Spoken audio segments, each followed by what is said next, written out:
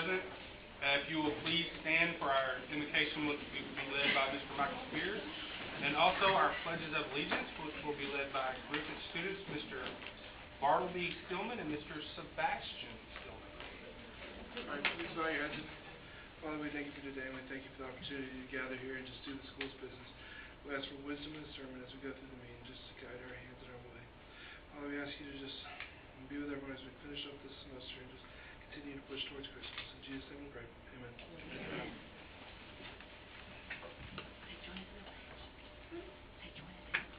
Join us in the pledge. I pledge allegiance to the flag of the United States of America and to the republic for which it stands, one nation, under God, indivisible, with liberty and justice for all.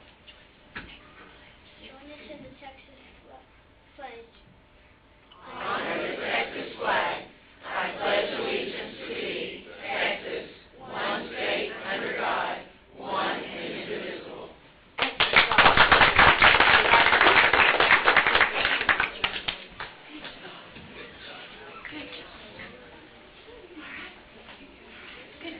I'd like to ask our board to start making its way to the front as we transition to our awards, achievements, and recognition time.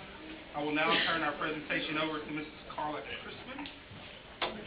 Good evening, Superintendent Massey, Board President Howard, board members, staff, and guests. Tonight we have much to celebrate in awards, achievements, and recognition. I am pleased to do the first award this evening.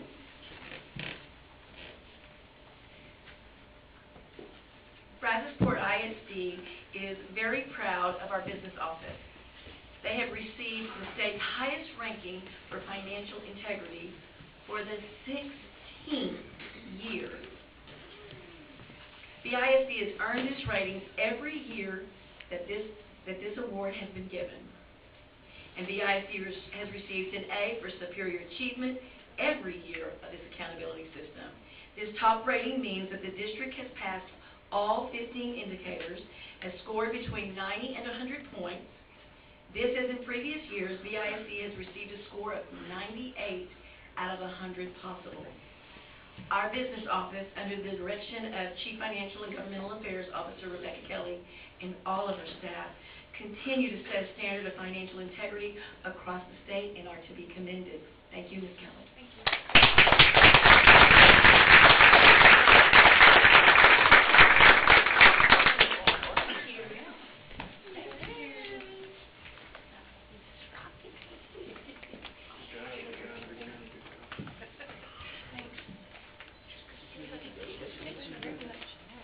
Ma'am, keeping the pencil sharp.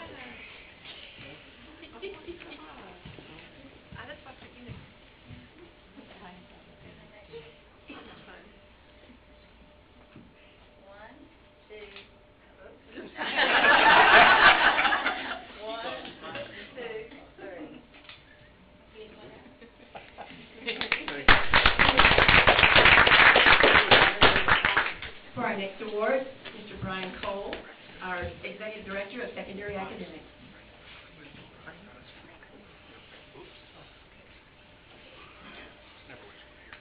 Good evening. The National Merit Scholarship Program is an academic competition for recognition and scholarships that began in 1955. High school students enter the National Merit Program by taking the preliminary SAT, National Merit Scholarship Qualifying Test, and by meeting published program entry and participation requirements. To be considered for a Merit Scholarship Award, semifinalists must fulfill several requirements to advance to the finalist level of the competition. About 90% of the semifinalists are expected to attain a finalist standing. About half of the finalists will win a National Merit Scholarship and earn the title Merit Scholar. National Merit Scholarship winners are announced in 4 nationwide releases, which begin in April and conclude in July. A total of 4 Brazoswood High School seniors received recognition from the National Merit Scholarship Program. 3 Brazoswood seniors were listed as commended students in the National Merit Scholarship Program, scoring in the top 5% of over 1.6 million students across the nation. When I call your name, would you please come forward to receive your certificate? Sarah Keeney.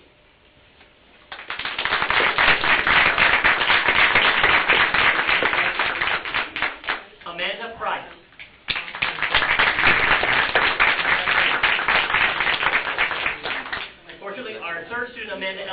unable to join us.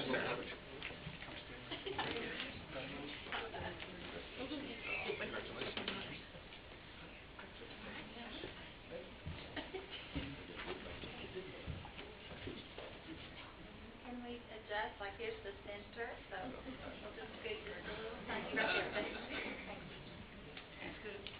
No. All right, 1, 2, 3, and my second, 1, 2, 3, thank you.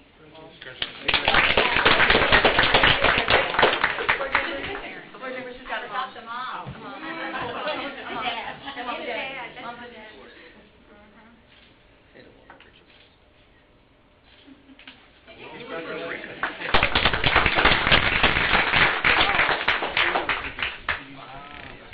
Our fourth senior from Brazoswood High School qualified as a semifinalist in the 2019 National Merit Scholarship Program and scored in the top 1% of over 1.6 million students. As a semifinalist, this student has an opportunity to continue in the competition for over 7,400 National Merit Scholarships, worth more than $32 million that will be offered next spring. At this time, I would like Luke Whitehead to please come forward to receive your certificate.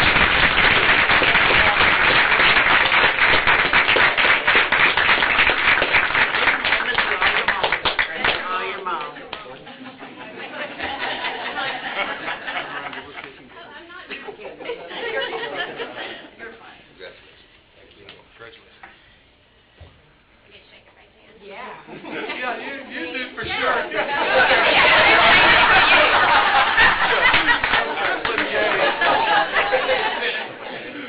With a little bit, Jay. Everyone knows it's all you. It's all you. All those late nights. I should have. You were there. Right, can I put one more in there? And then Jerry Owens, there you go, thank you. Great. 1, 2, 3, and the second, 1, 2, 3. Thank you.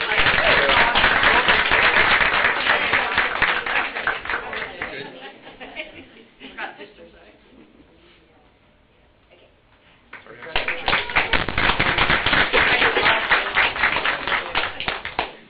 We are very proud of these students for this outstanding academic achievement. Their accomplishments represent the culmination of hard work from talented students as well as dedicated teaching staff and parents. It is further evidence of the high quality of education that our students receive in Brazos-Fort ISD. We're not finished with recognitions yet. Tonight I would also like to recognize an outstanding Brazoswood senior. In just a moment, we'll have Carson Barker come forward. He recently received the National Academy of Future Scientists and Technologists Award of Excellence for his outstanding performance, leadership potential, and dedication to serving humanity through science, technology, engineering, and math. After attending the Congress of Future Science and Technology Leaders this summer as an alumni participant. He is currently active in computer science and golf at Brazoswood and plans to major in computer science programming. Carson represented BISD, the state of Texas, at the Congress held in Boston, Massachusetts.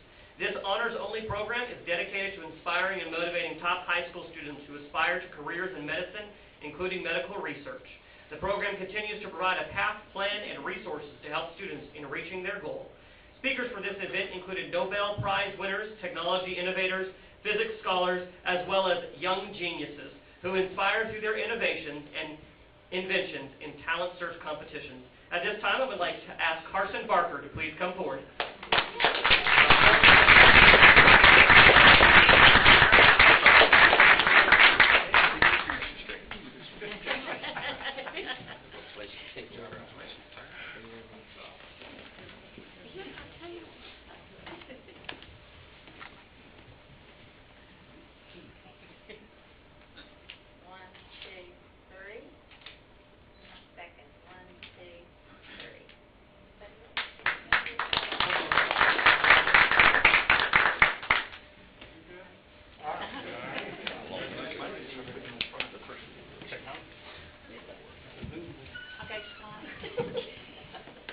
This year, 38 science teachers from across the country were selected to be a part of the 6-day Smithsonian Science Education Academies for Teachers through the collaboration with Dow Chemical and Jacobs Engineering, along with the Smithsonian Science Education Center.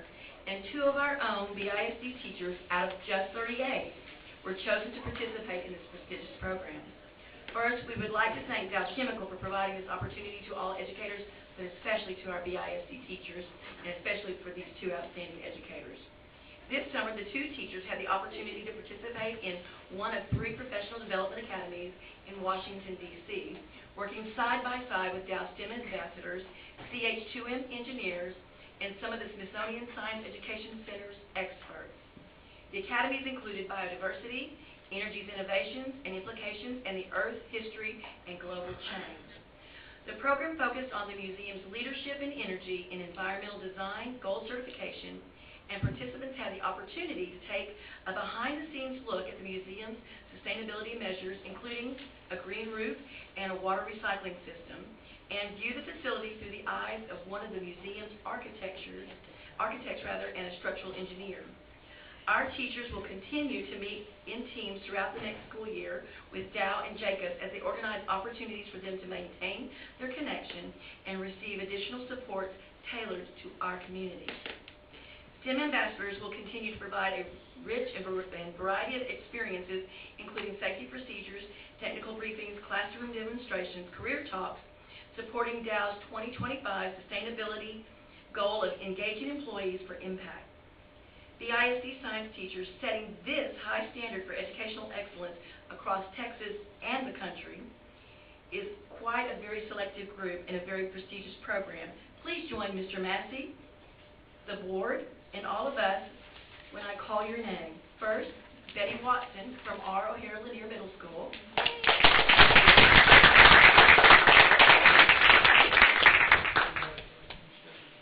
Jennifer Nicholas from Grady Rasco Middle School.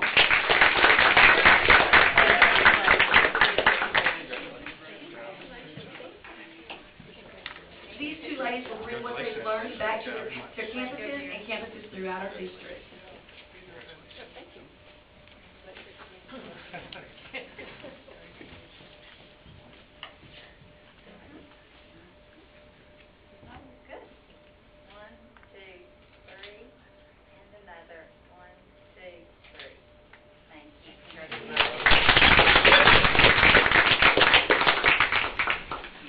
For our final recognition, it is no secret that great schools have great leadership. And for the month of October, Brazosport ISD is joining organizations around the country to show appreciation for our school principals. In BISD, our principals are vital to the success of our students. Their leadership inspires teachers to achieve excellence in their classrooms and provides students access to rigorous and well-rounded education. BISD is proud to recognize the importance of our elementary and secondary principals during Principals Month and join Governor Greg Abbott and the Texas Association of Secondary School Principals in highlighting the significant impact that these individuals have made on our schools. As school leaders, principals are entrusted with our most valuable resources, our young people. The ISD principals are more than just caretakers of their schools. Our principals set the academic tone for their school, and it is their vision, dedication, and determination that provide the driving force for achieving student success. The motto of the Texas Association of Secondary School Principals is, above all, students first. And the actions of our BISD principals not only exemplify this belief, they set the standard. BISD campus principals, please join Mr. Massey and the board when I call your name. Brian Brooks, SFA STEM Academy.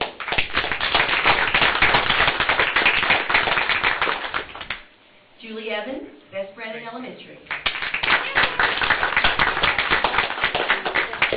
Laura Morris, A.P. Boyle Elementary. Maria Espinoza, Freeport Elementary. Karen Moss, Madison Elementary. Vicki Parr, Elizabeth Nay Elementary. Christy Trailer, UW Elementary. Sarah Fulton, Gladys Polk Elementary. Jennifer Neighbors, O.M. Roberts Elementary. Margaret Meadows, Nebraska Elementary.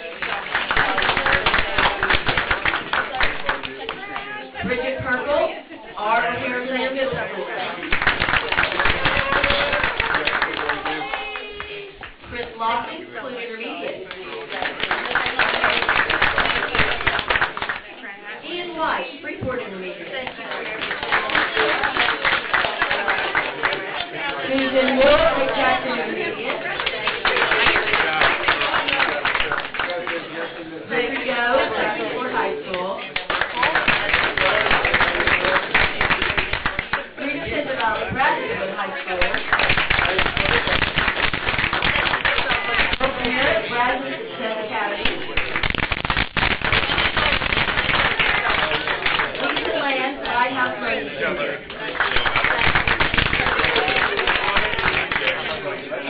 Last but not least, Jennifer Gonzalez from Rathco Middle School.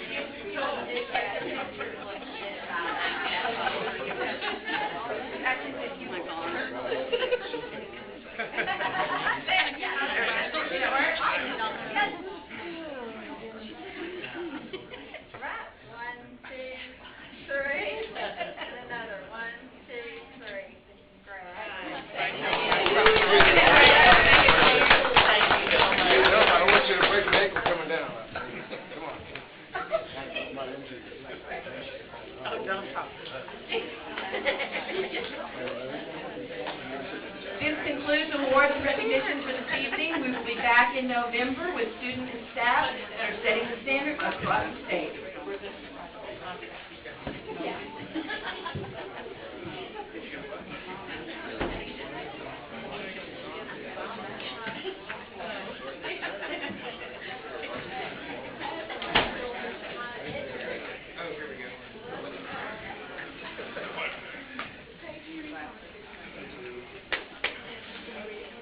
At this time, in accordance with BISD local law, will provide an audience of individuals who have signed up prior to the meeting to address the board. Tonight, we do not have any requests to comment to the board, so we will move to the next item on our agenda.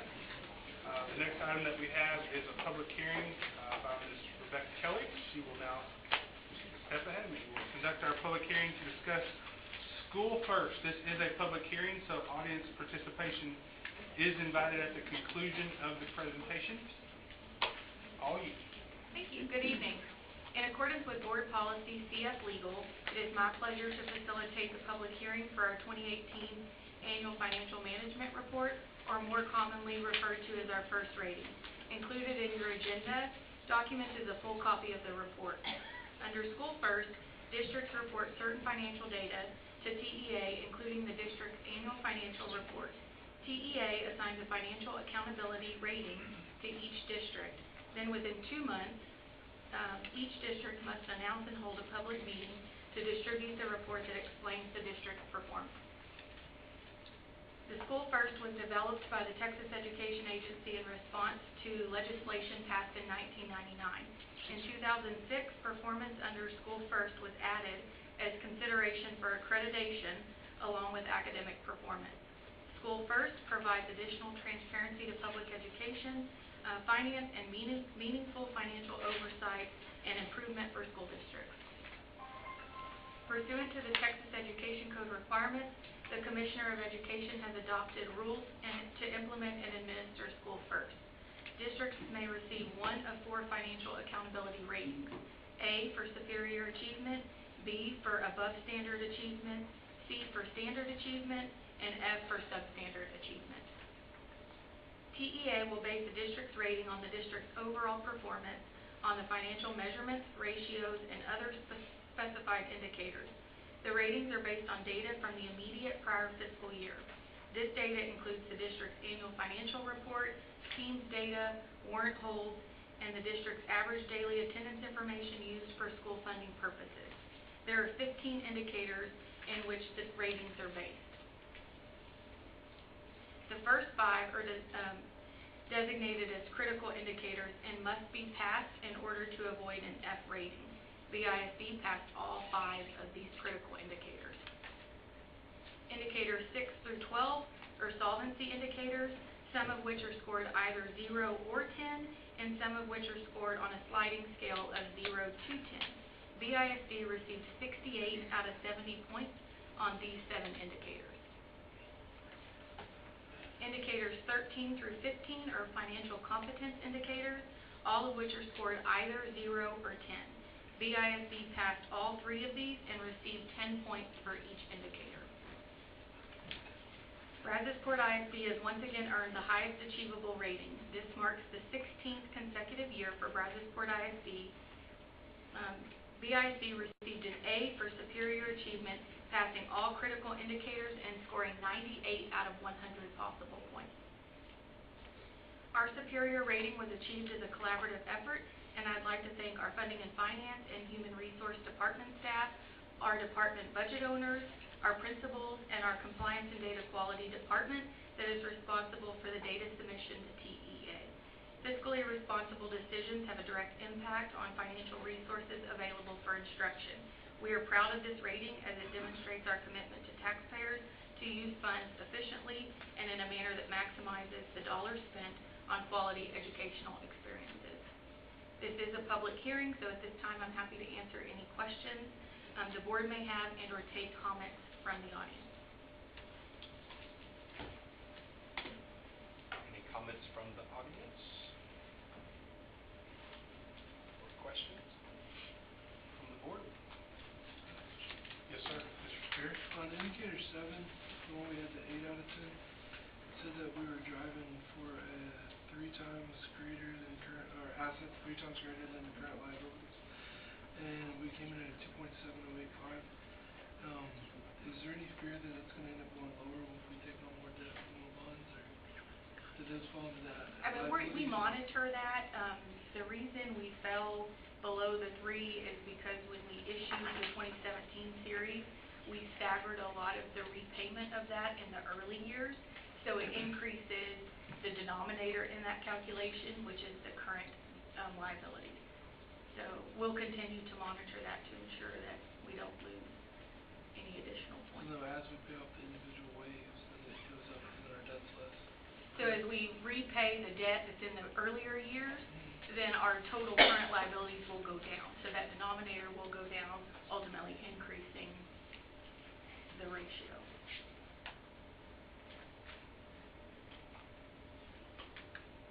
Any other questions from the board? Mr. Spears? Take it through, that's okay. I'll say. Anyone? All right. Good job. Thank you. Very good.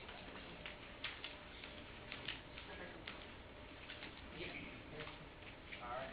If there are no further questions, then we will close the public hearing. Ms. Kelly. Next item on our agenda is our consent agenda. Are there any items requested to be pulled from the consent agenda? Yes, I'd like to pull item F. Item F.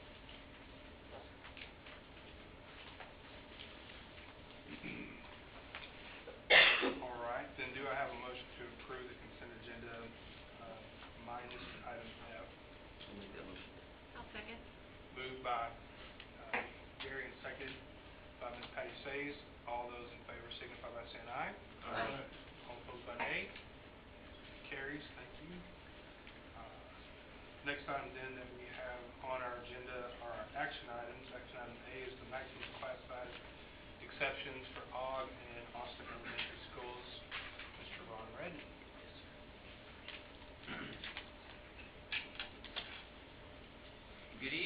accordance with Board Policy EEB local and in alignment with District Goal, BISD campuses will be safe and conducive to learning, I'm requesting that the Board of Trustees approve class size exception waivers for T.W. Ogg Elementary School and the Stephen F. Austin STEM Academy. The district seeks to maintain a 22-to-1 student-to-teacher ratio in grades K through 4. Prior to the approval of the local innovation plan in May of 2017, the district was required to submit maximum class size exception waivers at different times throughout the school year.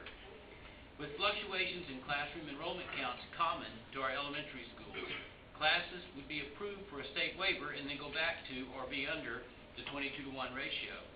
The local innovation plan provision for class size exceptions provided the district with the flexibility to monitor class sizes for a longer period of time before determining to seek an exception from the Board of Trustees. The need to seek a state waiver was eliminated, providing the district with local control. In accordance with the district's innovation plan, the district is now exempt from state law requiring a district not to enroll more than 22 students in a kindergarten through grade 4 class. In the event that a kindergarten through grade 4 classroom exceeds the 22-to-1 ratio, the district will allow class sizes to go up to 24-to-1. Should a class size exceed 22-to-1 for more than 35 days, the Board of Trustees must approve the exception.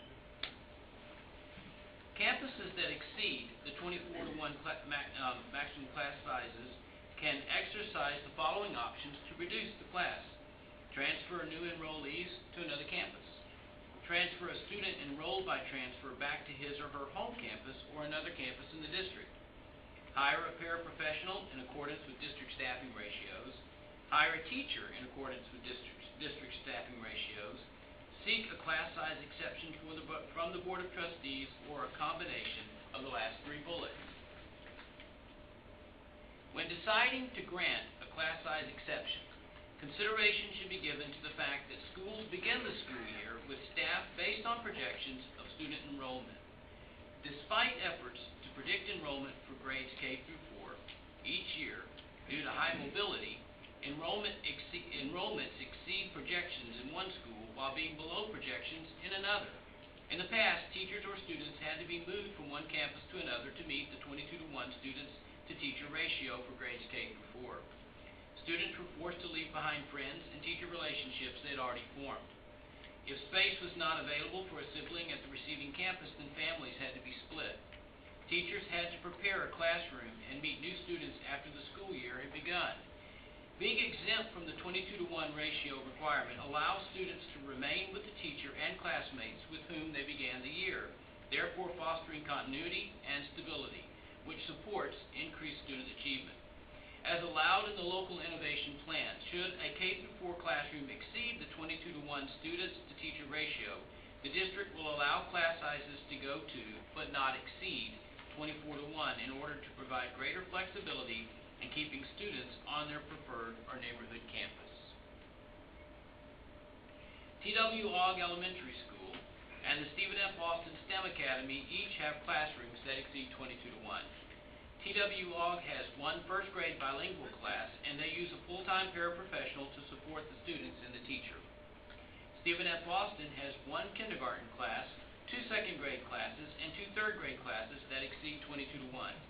Austin has historically been permitted to exceed 22-to-1 to accommodate increased attendance at the STEM Academy. A full-time paraprofessional is supporting those classes.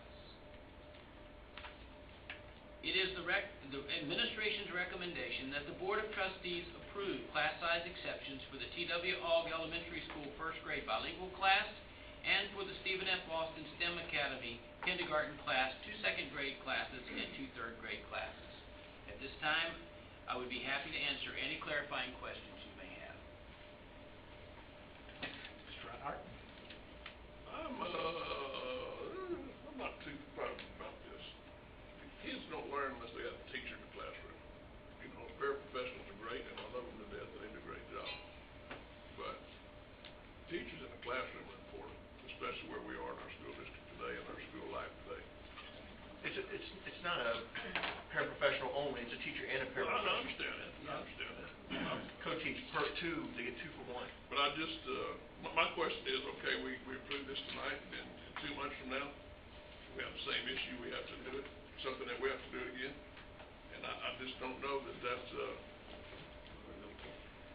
it's a possibility if we continue to have folks move here. To me, it presents a problem that we're gonna have to do this again next month in January or somewhere along there. That's my thoughts. Well, yes, sir. The way the innovation plan is written is if they're over 22 students for 35 days is when we come to you. But a lot of times they'll go over Yes. For 10 days, and then there's a high mobility, and then they'll be under. I mean, they may go from 20 to 23 in a 2-week period. And so, yeah, we certainly understand that, but we don't let them ever go over 24. The other option is, as Mr. Redden explained, is capping it at 22 and then busing them to another campus, and then we've got siblings involved and things like that too. So yeah, so we believe it's the best of the options that are presented. That's why it's our recommendation. Yeah, so it very well, we track these every week. Mr. Redden's department tracks it every week, and so we know which campuses and which classes on each campus have been over 22 students, and a lot of times they go under and we start the clock again. So yeah, so it very well could be if there's another campus that has been over, that's been at 23, we don't ever let it go over 24, but that there's very well likely if there's another campus that has been at 23 or 24 for 35 days, that we'll bring another class size exception if we believe that that is the best option for that particular case. Now, and part of this is because we have really small elementary schools that are real close to each other, and so it leads to that high mobility. And we have elementary schools that have different grade number of teachers per different grade levels. Some classes may have, for instance, 4 third-grade teachers and 5 fourth-grade teachers. And so we try to project that and roll up the teacher with the kids also too. But again, that's part of the cause of that. But it has gotten much better over the years as we've been able to better predict the staffing allocations and number of students. It's gotten a lot better. Mr. Spears? Are you done? Sorry? Are you done with your question? SFA, how do we split the para? I mean, because if you have 5 classes. This is an additional para to paras that they've already been. So is there a para per class? Not necessarily. It's up to the principal to use the para, how they must. We add the para, but we let them to have their autonomy to use them how they best use it.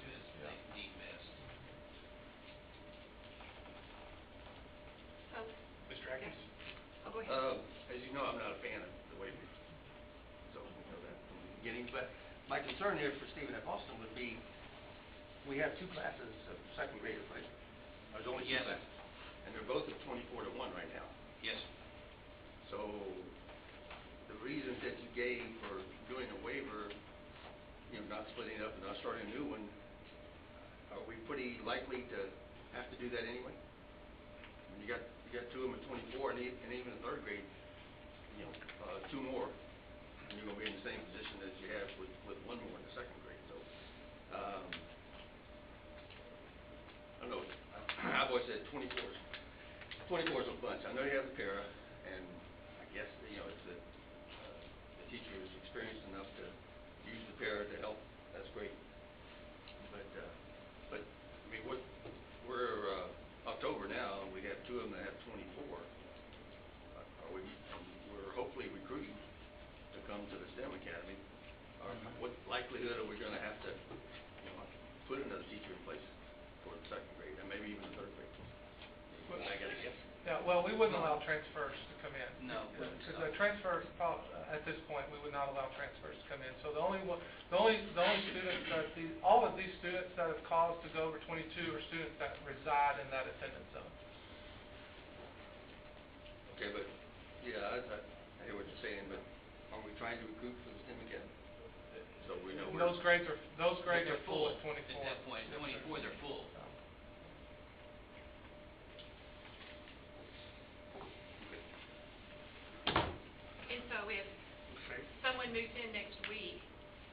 and they move in, Jones Creek, they can't, and they're in second grade, they can't go. We Have to go would, somewhere else. well, we would evaluate that, on a case-by-case basis, but, yeah, that 24, is where we cap it out at. So, yeah, we would either send that student to another campus, or we would, look at the latest transfer that moved in there, send them back to their, home campus too. So that's not, that's not a great thing either. Right. That's why we like being able to go 23 or 24, because that doesn't go well either, when they've been at that campus and as a transfer, and then we say we're revoking your transfer because we have a kid that's moved in that resides now in that boundary. Okay. Yeah, but we would evaluate that. Again, siblings come sometimes, which is another thing that happens, is sometimes they move in with siblings, and we cap it at 24 and move them to another campus, but the campus that we would send them to may have room for that grade, but they don't have room for their sibling. That's another thing that gets thrown in the mix also too. So it seems that 24 is kind of the magic number. If we get to 23 or 24, although Stephen F. Austin is more limited, as Mr. Atkins pointed out, because they only have 2 grades, and so they're pretty much closed, in those grades. And so somebody wants to come in there that resides there, yeah, we'll have to be making some more difficult decisions.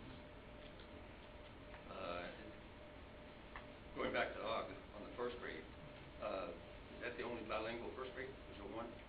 Yes. One bilingual first grade. Yes, that's correct. So what happens if we would move into another? If somebody moved in, move them to another bilingual class at Polk or Griffith? Likely Polk or Griffith, one of the two. Again, it'd be that personal evaluation. You evaluate as the child comes in. They're in the zone. And again, they're highly mobile too. Yes, they are. There may be 2 move out tomorrow, and they may be under 22 also. So that's part of the evaluation too. That's why we like to leave it at 35 days before we bring it to you, to make sure it's going to stay over. So 35 days. That's how long? 7 weeks. Pretty much close to school, right? The start Well, of it's school. about, yes, 7 weeks, and I monitored these from the beginning of the school. I had one class one grade level that was over right at the very beginning, and we monitored them all the way up through last week. But also had a few, and 3 or 4 different ones, about 5 really, that exactly what Mr. Massey said. The mobility kicked in, they were running over, and after about week 4, they went under.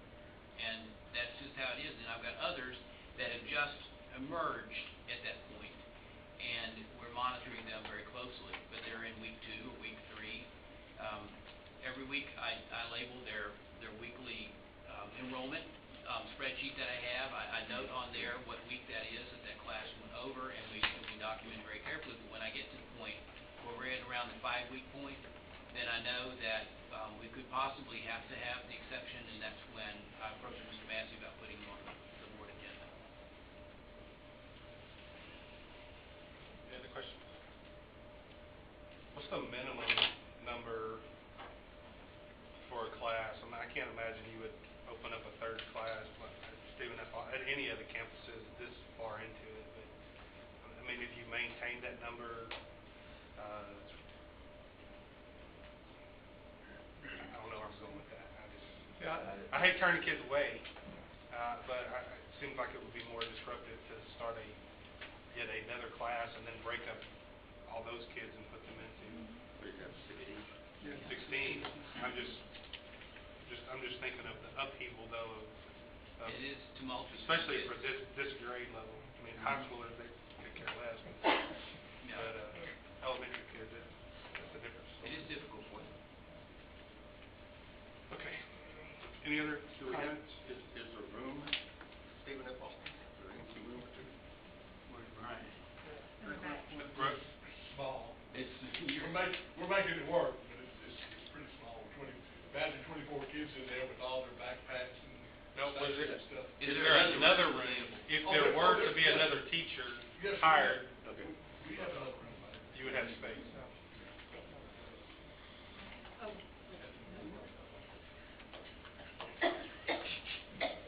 All right, well, we have a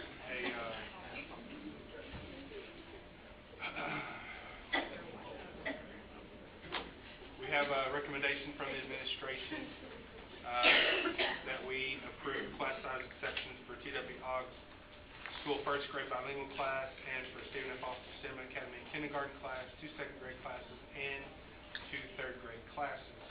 Do I hear a motion? I so moved. Ms. Patty moves. Do I have a second? Second. Second by Mr. Swartner. All those in favor signify by saying aye. Aye.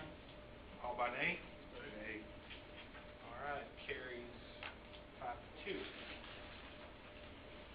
Thank you, Mr. Rudd. Mr. Atkins, the consideration of item pulled from the consent agenda is consent item F, the local policy FNF revised to include searches using metal detectors. Yeah, the reason I pulled this, I just wanted to go over a few items just to make sure, I'm sure our attorneys looked at it and everything, but there's some, I guess there's some things in here that, definition, I assume this will be prettied up somewhat with all because it kind of rambles here for me anyway, but, because we got contraband that include weapons, and weapons are already in the student code of conduct, so just want to make sure that, you know, everything meshes, so that, and I guess the thing is, looking, the purpose of the metal detectors is to find weapons, is that what I'm reading here? The purpose of the metal detectors to be used randomly is just another layer of prevention. It's just another security measure. Obviously, when we met with our secondary campuses and had our safety and security meetings this summer, it was impossible to scan every kid every day in a single point of entrance or even a couple of point of entrances. But we could afford metal detectors, and so the idea of using them randomly, similar to what we do drug testing, is the reason that we drug test them is prevention, not necessarily to catch them, although we do. So this would be another prevention technique to help. It's just another layer of safety and security that we would use randomly outside classrooms at certain random times and classes and even cafeteria possibly. The principals really liked this. They thought this was a good security measure also. But as the lawyers got a hold of it, there was a lot of debate, as you see, of defining what random means and things like that. So, Mr. Whitehead and myself and Ms. Pelton would surely have not written it this way, and so, but this is how Mr. Hodgkins and his team wrote it. Well, I assume this is going to be pretty standard. Yeah. They've got so many, they've got so many school districts. Yeah. So who's trained, assistant principals? Yes. So far in searches, the assistant principals have been trained with regards to using metal detectors. We're having additional training on October 22nd from Alexander Enterprises is coming down to help train our safety security specialist and our assistant principals further on use of metal detectors. So will our police officers be involved in the training, or have they already been trained? Our police officers, some of them have used metal detectors before. They're not going to be actively part of the search because that's a different criteria requirement for probable cause. So BISD staff that are not police officers can use metal detectors much more readily than a police officer can based on probable cause. So there will be oversight nearby, observing in case they're needed, but not actively part of the use of metal detectors. And I'm correct, we've already implemented this plan? No, so this is just revising the policy to allow us to use metal detectors.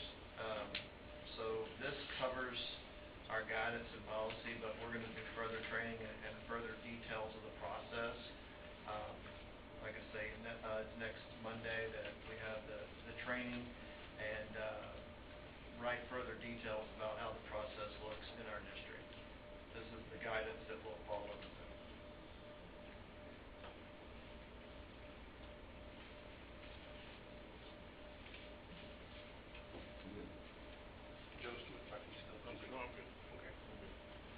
Any other questions about this item full? Move for approval. It's been moved by Mr. Schwartz. Do I have a second? Second by Mr. Spears. All those in favor signify by saying aye. Aye. All by nay. It carries. Thank you. Next item on our agenda is our reports. Report A is the 2012-2014 bond project update. Mr. Alec Dornay.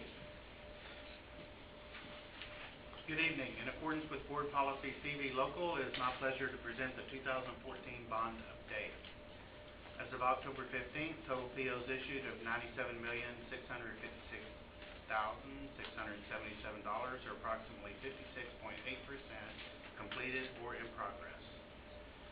This slide shows the completed projects for the 2014 bond. Current projects are the Ogg Elementary replacement, which is in construction phase, kitchen and press box improvements. I only have this slide left in here is for the Slate Field press box, which will be taken care of after football season. Roberts Elementary replacement is in design development. We'll be bringing the GMP approval to the board in the December meeting, and Brannon will be coming to the board in the February meeting. T.W. Ogg Elementary opening in August of 2019. It is back on track, or getting back on track with the last section of slab was poured Saturday a week ago, and they've already got steel coming up on it, so it's moving along very well. This slide was taken by drone last week. I think it was last Thursday. And it shows the steel going up on the far right-hand side, which was the section of slab that was recently poured. Has the rain caused any significant delays? It was.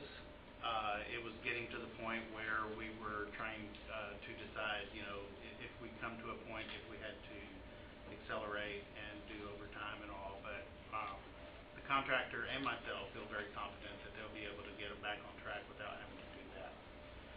One fortunate thing, we were doing so well before the rains came that we're far ahead of the curve on getting the power on at the school, the transformers on schedule, so we should actually have power on much sooner than we did Freeport Elementary, so that will help a lot. This photograph shows the front elevation of the school. This is, of course, is the two-story wing. This is the columns going up on the new slab. This is just showing the cooling tower and some of the equipment that's going in the mechanical yard as well. This is the interior view of the two-story wing. It's moving along very well. We should be starting the roof on it very soon. This is the aerial view of the Roberts Elementary. Or what it will look like once it's built. I think you saw this slide in my last presentation. Everything was on track for Roberts Elementary. We have a planning commission meeting with the City of Lake Jackson Thursday night, and that's our second meeting with them, and so everything should go very smoothly with that. I don't anticipate any problems. This is another view of Roberts Elementary, just showing the parking lots and stacking lanes and such. Brannon Elementary, we now have our site plan in place, and after an extensive traffic study and trying to get all of the stacking lanes that were required to alleviate the traffic problems over at that campus, this site plan is the end result of that, and on my next slide I'll show you the traffic flow that has been designed for that. We are keeping just the one existing driveway off of 2004. We're not adding an additional driveway there. This is the traffic plan. In the red you'll see the stacking lane entrance that comes off of that way. And it's a double stacking lane that wraps around to the front entry of the school. The green is another entry off of that way for visitors and staff to get to the parking lot, as well as maintenance to get to the maintenance yard. The yellow on the left-hand side is the bus and daycare pickup and drop-off, and then in the blue on the far left is the pickup and drop-off for pre-K through first grade. There's been extensive conversation, obviously, with the City of Lake Jackson, with the Traffic Commission. I have to correct myself. We have not been to the Traffic Commission with the City of Lake Jackson, but we have had extensive conversations with them regarding the traffic at Brandon Elementary. Just like we did at Roberts, we hired a traffic consultant that did a very, very detailed study of the traffic patterns over at that campus, and the result is the extensive stacking lanes, and these are all double stacked. They just do every other one when they're loading, I guess, then, when they do double stack? If they're double stack, they just do Yeah, every when other it car? gets to the front door, it merges to one, and then as you exit, it becomes one lane. And one thing I didn't mention is in the red, you can go either out to 2004 or exit out on that way street. Alex, looking at it that way with the stack coming around the building and back out there, I understand the lane closest to 2004 is going to hit that way again. Now, is there going to be a two-way turn, right or left turn, or is that going to be just right turn only? What is that going to be? It has been recommended that it's both left and right. But that was what the Traffic Commission recommended. I'm sorry, the traffic study recommended. You see what I'm talking about, though? 'Cause So it doesn't stack up here. if they turn right coming in from there, and then you got people. We brought that up in our first design meeting because if it's not long enough, but we felt that with that this is a really long double stack lane, the red one is, and that it wouldn't bottleneck up if they want to turn left, because there's the blue stacking lanes on the other side of the campus also too. So So we're doing our best to keep the traffic off and choose a complete. Is both that of the them, goal? and that way. That way both. Yes, sir. That's a lot. That's a big. That way it's gonna be a tough gig. We don't anticipate any traffic stacking on either street. The stacking lanes are supposed to be sufficient to hold all of those together. I mean, I understand. I'm just looking at that lane coming back out to that way. They can turn left back toward town, and that's. And that's an internal control that we have. If that's a problem, we can make it this route turn on. Yes, sir. They plan on allowing parents to park in the parking area and then come, or not? That's not a safe practice when.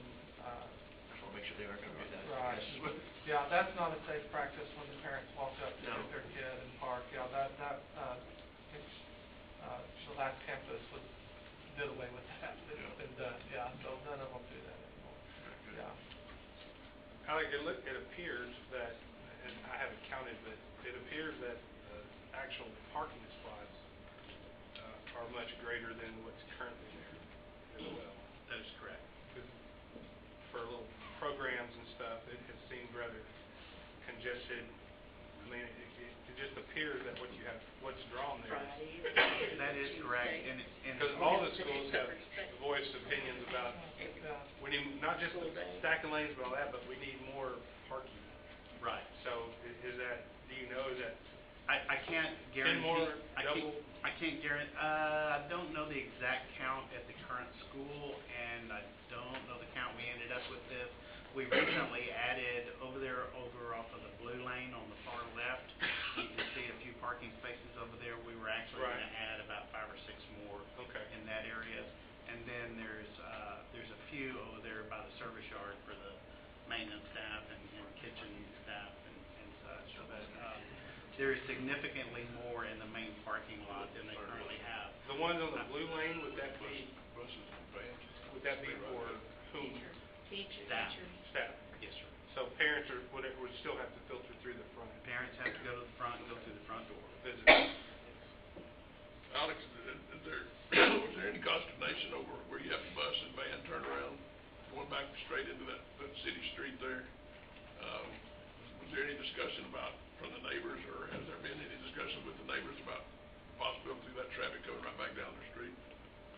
where the bus and the daycare is. The yellow is the bus route, right? Yes, sir. I think they only have one bus. I think it's just one That's, bus. Like 4 daycares and like one bus, I think. Yeah, it's very minimal. Okay. And the bus is a late bus too, it's a secondary pickup, yeah. No, it's a transfer, is it a transfer Yeah. bus? Any other questions for Alex? Have fun on Thursday night. Oh, well, enjoy it. Bring your patient pen. Yeah. Always Be interesting. very patient. We are the only one on the, That doesn't matter. I know, I got that agenda too. yeah. Thank, all right, thank you, sir. Thank you. Next item under reports is student literacy performance on beginning of the year screener assessments, grades kindergarten through second. Good evening. In accordance with EH Local or M5 student outcomes in BISD goal number 1, in which Brazelsport ISD will provide a rigorous and relevant learning experience that every student will be future ready, it is my pleasure to present BISD's beginning of the year student literacy performance data for our kindergarten through second grade students. As you know, we changed our screeners this year from Star Renaissance to iStation. The iStation assessment provides us information that correlates strongly to the Texas Essential Knowledge and Skills, or the TEKS, has resources for instruction in English and Spanish, and allows our teachers to have more targeted intervention activities for our students. All BISD students in grades K through 2 are assessed using a screener 3 times a year to determine their literacy progress. Assessments are given during the school year in the months of September, December, and April, and are known as our beginning of the year, middle of the year, and end of the year screeners.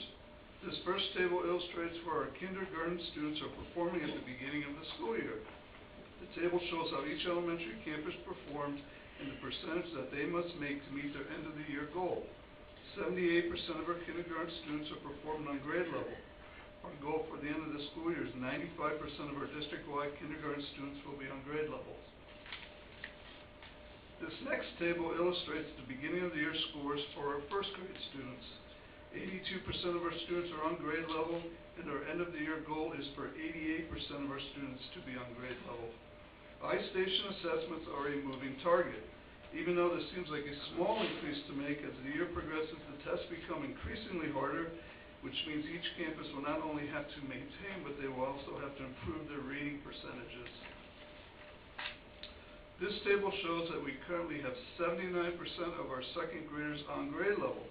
Our anticipated end of the year goal is 85%, and our students are currently 6% below that measure. 2 of our campuses, Best Branding and O.M. Roberts, are currently above the goal. This final table provides a comparison of where we were last year to this year. We feel our balanced literacy approach, level literacy programs, and PLC processes have shown improvement in our overall kindergarten through second grade reading scores. We will be assessing throughout the school year and changing our instructional practices to ensure we are meeting our ultimate goal of having every student read on grade level by 2020.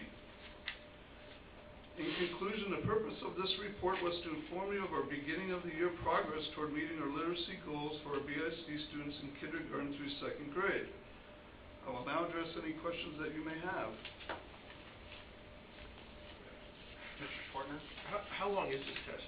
What is it? An Minute-wise? hour, 30 minutes, 5 minutes, 10 minutes? It's usually about 50 minutes, 40 to 50, depending on how long a student takes. Is it taken on the laptop, whatever? Yes, it's a computer assessment. So generally what happens is that the students who get in on the iStation program, we do the screeners. It does it by the first time they get on that program, that resource I should say, at the beginning of the month, and then it assesses where they're at. Those are all correlated by grade levels, so there's different skill scores that they use. And our goal is to make sure that they maintain in a certain area and improve. So we'll be looking at targets throughout the school year to make sure that we're on course. This particular assessment, if it's done, if we're doing our job, it's like 95% accurate on doing how you do on STAR. So we're hoping that we have good results. So this is done in their native language, right? It's done in English. It also has Spanish resources, yes. So that's one of the reasons we went with this program, is because it has a strong Spanish resource. Strong Spanish resources, believe it or not. What grade do they have to take in English? What grade do they have to? They're Usually doing go with grade. fifth, I mean, fifth grade still got them. What, yeah, in Spanish, we generally stop them by fourth grade, correct? Yes, and the program now goes all the way to fourth grade. I didn't, I'm sure I got that one right.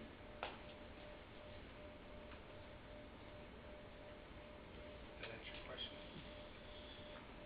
Mr. Spears? It's actually one of the few programs or resources that have Spanish.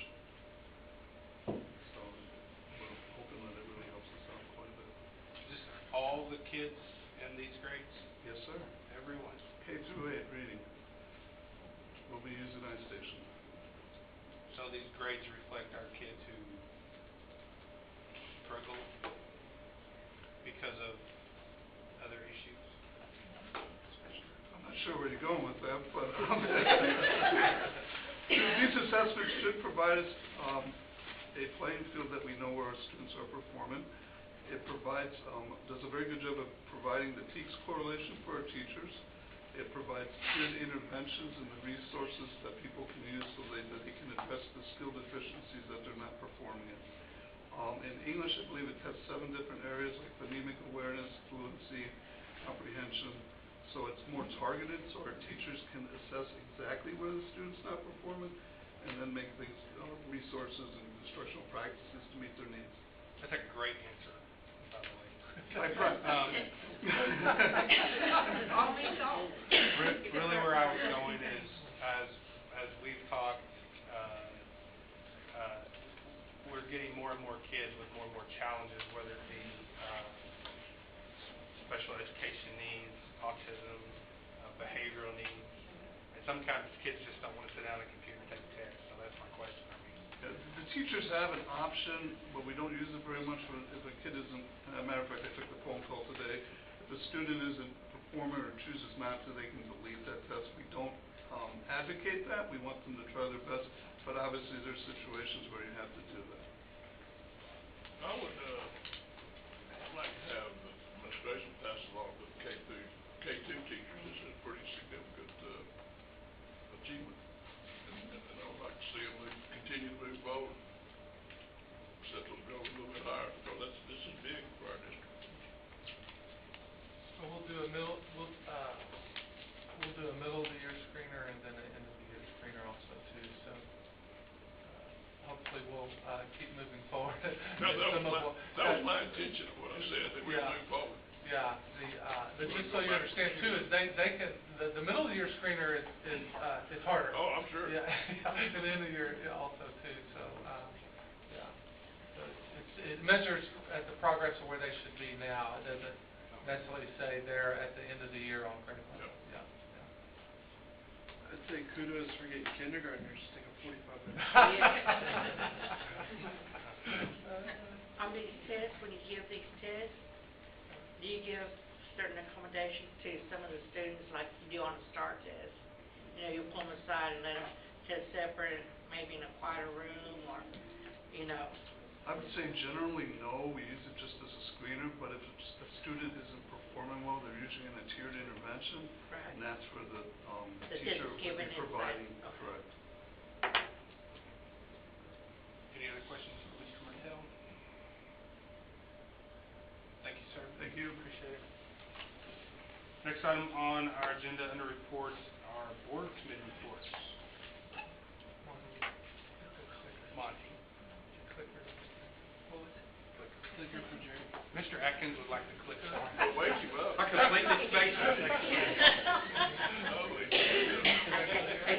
Get comfortable, everyone.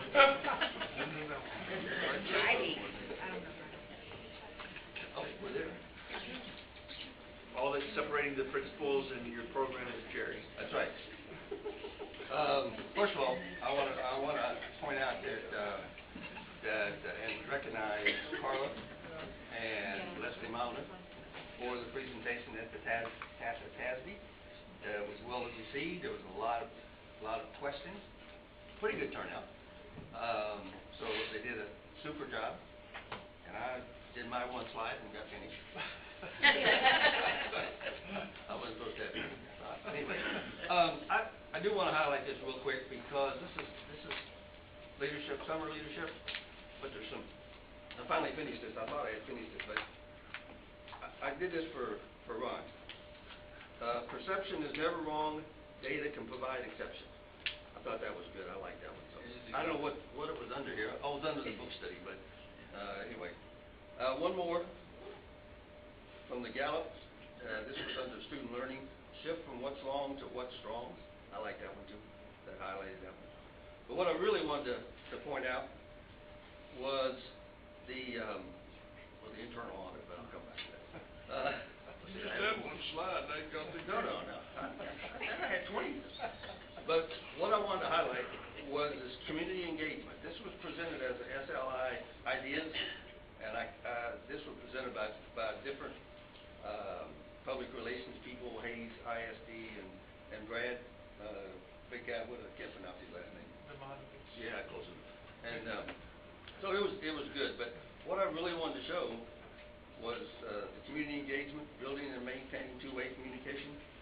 The number one, engage local business, partnership with local business, churches, education foundations, economic.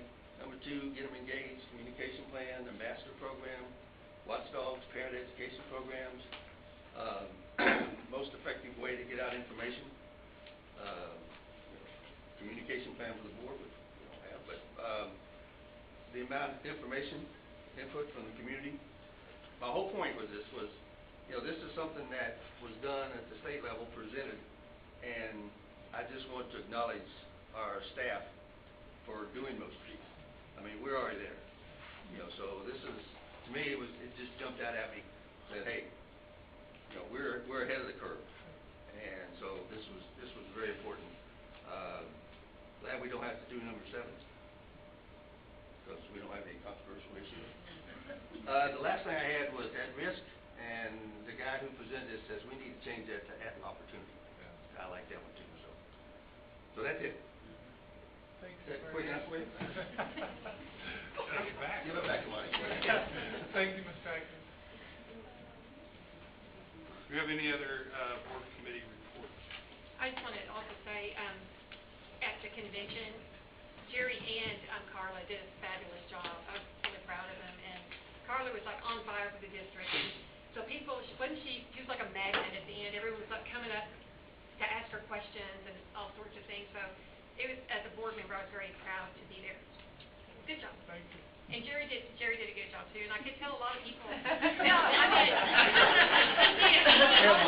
I already wrote all this in the email, but he only had a couple slides, but you can just tell by being there through his leadership experience that a lot of people know him, and he knows a lot of people. And so a lot of people throughout the convention were coming up asking questions and conferring with him and stuff like that. And I think it's really cool that we have someone from leadership capacity that represents our district.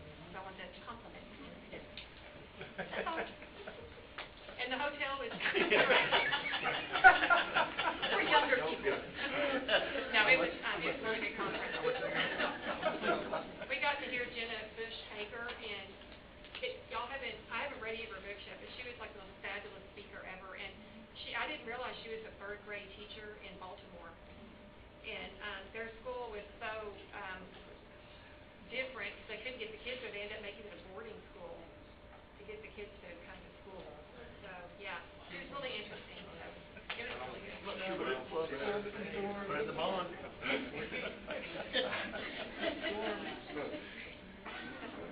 Thank you, Ms. Patty. Thank you. Any other comments from the board, committees before we move forward? The next item on our agenda is our work session discussion.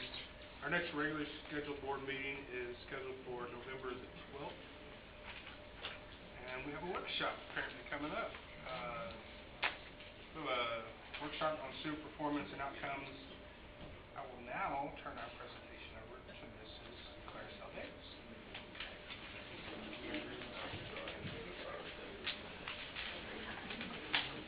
Thanks, Sergeant. Get it out of the system. Well,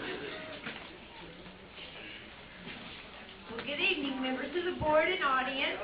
In accordance with Board Policy EH Local, Right to Support will provide a rigorous and relevant learning experience to ensure that every student will be future ready.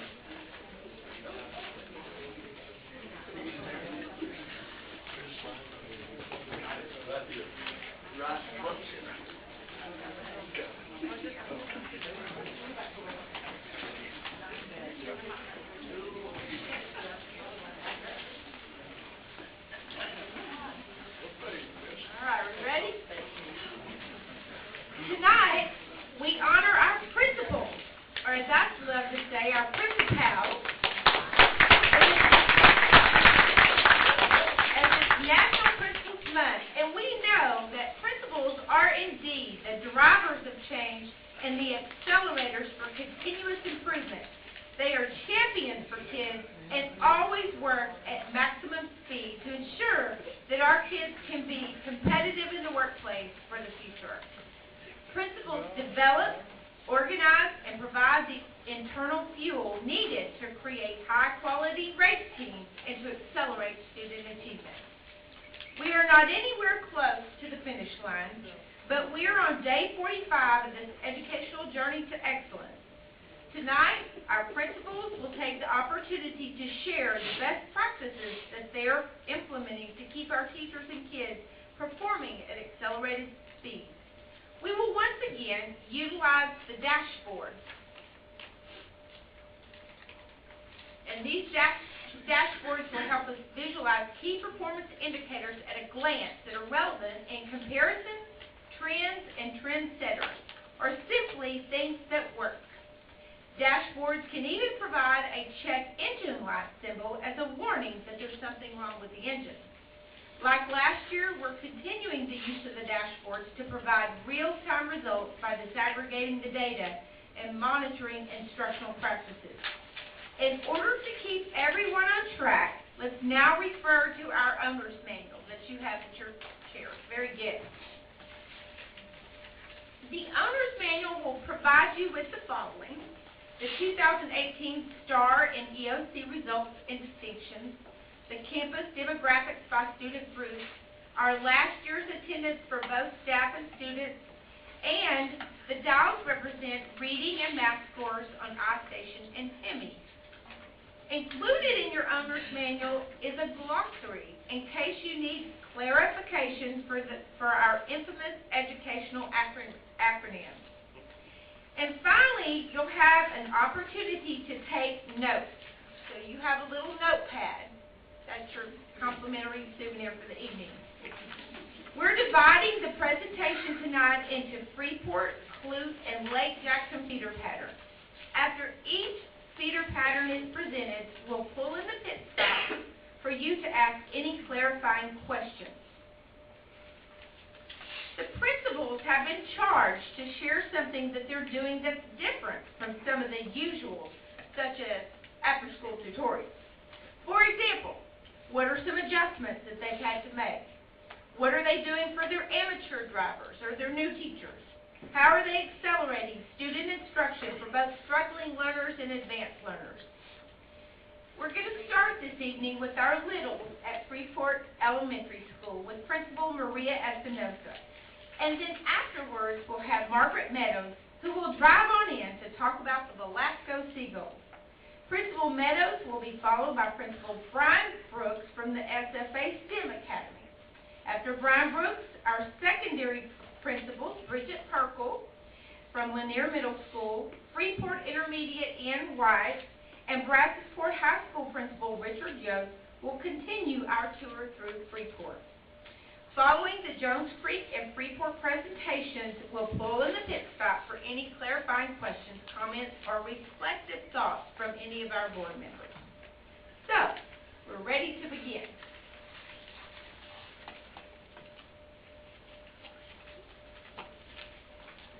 Good evening. Thank you for allowing me the opportunity to speak with you about the great things that are happening at Freeport Elementary. College and career begins in pre-K, and in Freeport it begins at Freeport Elementary, where we set a strong foundation in early literacy and math skills. As I enter my 4th year as principal, we continue to stay the course that we set forth during year 1 when we were Fleming Elementary. Our name has changed, but our vision and mission have not. Our mission each and every day is that we will educate the whole child to be future ready. Our vision for our school is that Freeport community will build a solid foundation for all students. We believe that all means all, and that all of our students can and will be successful in school. So some of the new things that we have this year are, of course, our new state-of-the-art building, specifically designed for our young learners.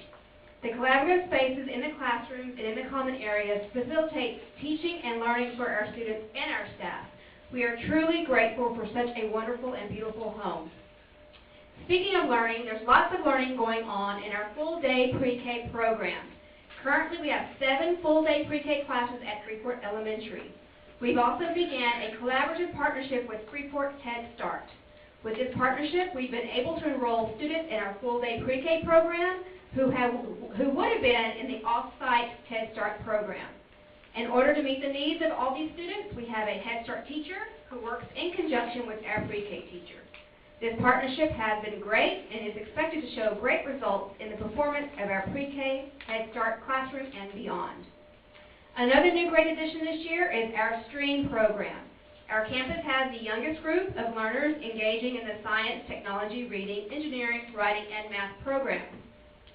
We at Freeport Elementary have extended the learning to our families through our Family Technology Night. So once a month, we invite our families to come and participate in the activities that the kids are learning in during the STREAM and STEM activities during the day.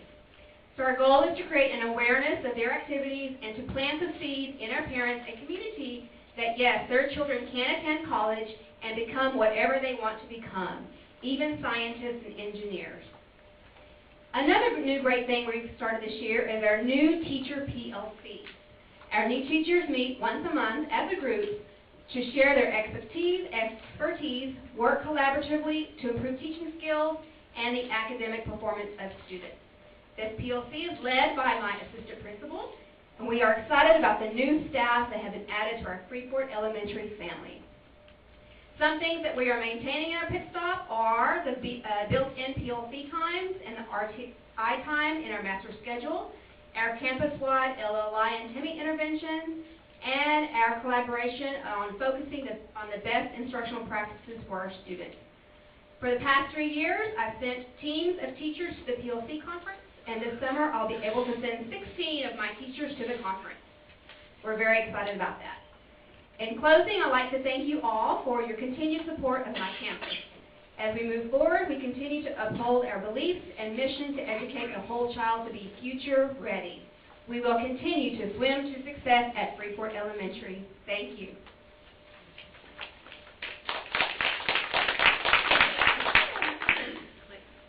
Oh, me?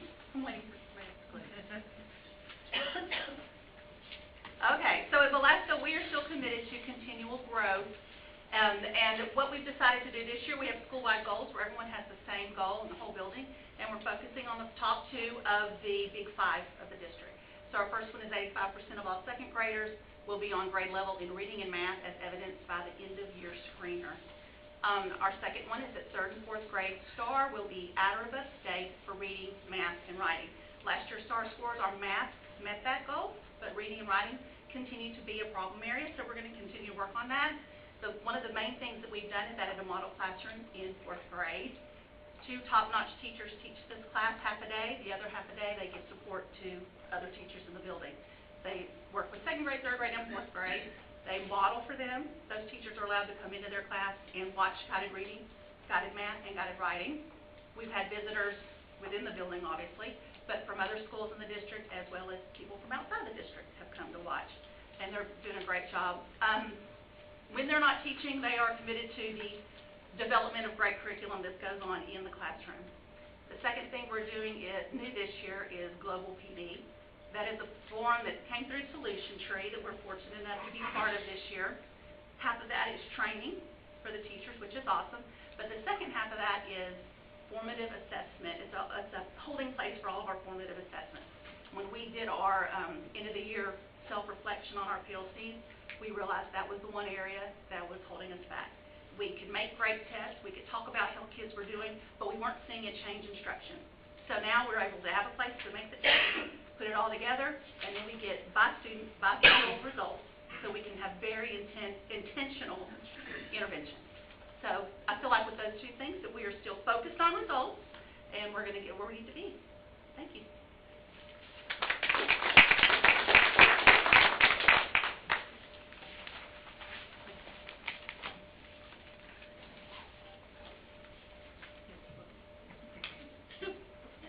That's me. Good evening, board members. First of all, I want to thank y'all for giving me the opportunity to come up here and tell you the great things that are going on at Stephen F. Austin STEM Academy. This is going to be great. We've got some new things we're adding this year. The biggest thing we've done this year from last year is added the Gator Hour.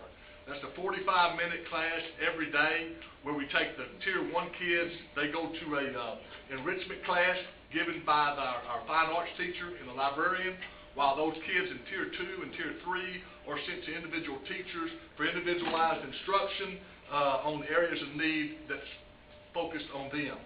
The second thing is the Stream Lab. I want to thank y'all for implementing that this year. It's a fantastic program. The students who attend this class practice future-ready skills they will need no matter what the path after graduation.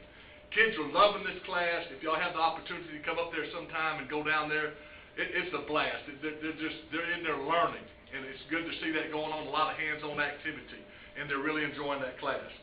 The other thing we're doing is we're doing 7 steps to language-rich.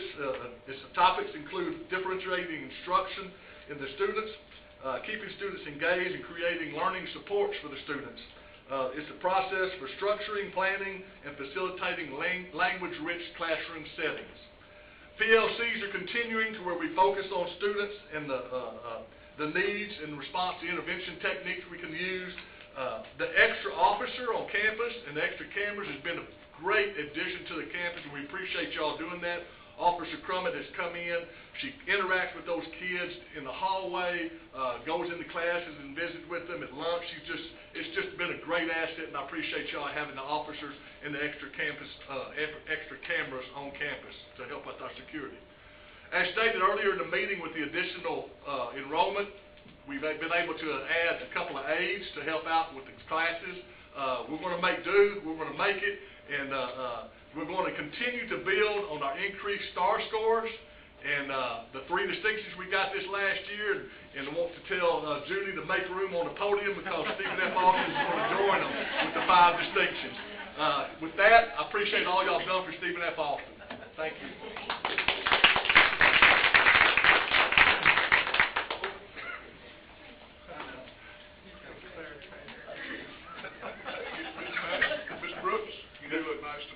Thank you, sir. Got your phone. Not a funeral or a wedding either. Not yet. He is a hard act to follow. Good evening, and I'm so honored to be here with you. Thank you. And proud to lead Lanier for the 2nd year, and proud to be among you, the HEB nominated Excellence in Education nominees, and just honored to be here tonight. Speaking of winning, and in light of the Astros' rising success, we at Lanier have found many common winning strategies that we can glean in our own pursuit of excellence. To achieve our district outcome goal 2, we, like the Astros, are using analytics to build our highly effective team. Our recruiting was very purposeful and focused on the eminent needs of Lanier students. We are ensuring that we have the right players in the right positions. We've improved our teaming and balanced our teachers' skill sets. Most important in the aspect of analytical planning is our recharge master scheduling. We have matched the strongest teachers to the students most in need in math and reading. We've also increased our instructional time for those particular students. We are ever grateful for the contribution of our distinguished teacher stipends, and we are holding these MVP, or veteran teachers, distinguished teachers, to the highest expectations for collaboration. We are ensuring a dedicated time for these teachers to mentor our less tenured or rookie teachers, and giving them time to provide observation feedback, oversight in their instructional practices, to build our teacher performance and ultimately increase our student outcomes. In our efforts to improve our core instruction campus-wide and close the achievement gap in our growth domain, to close our achievement gap, we are participating in a campus-wide ongoing study of best practices in Tier 1 instruction, as well as Silent 7 Steps English Language Learner professional development. Coupling this, we have advanced our practice with a fast-forward approach to intervention and enrichment. We are participating in extended day and Saturday schools are already in progress, together with an embedded time for enrichment during the school day.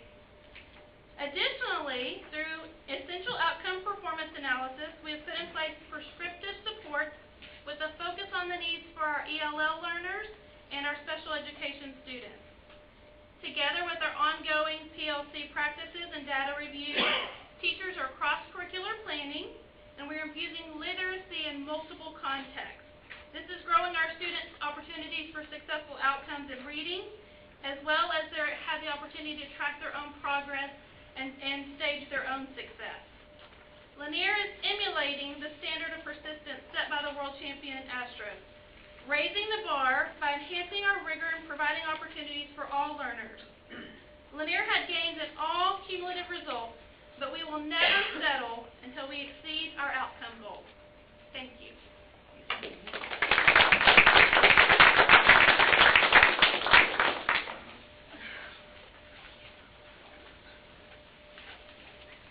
Good evening, ladies and gentlemen. So as an FIS campus leadership team, we reflected on our 17-18 school year.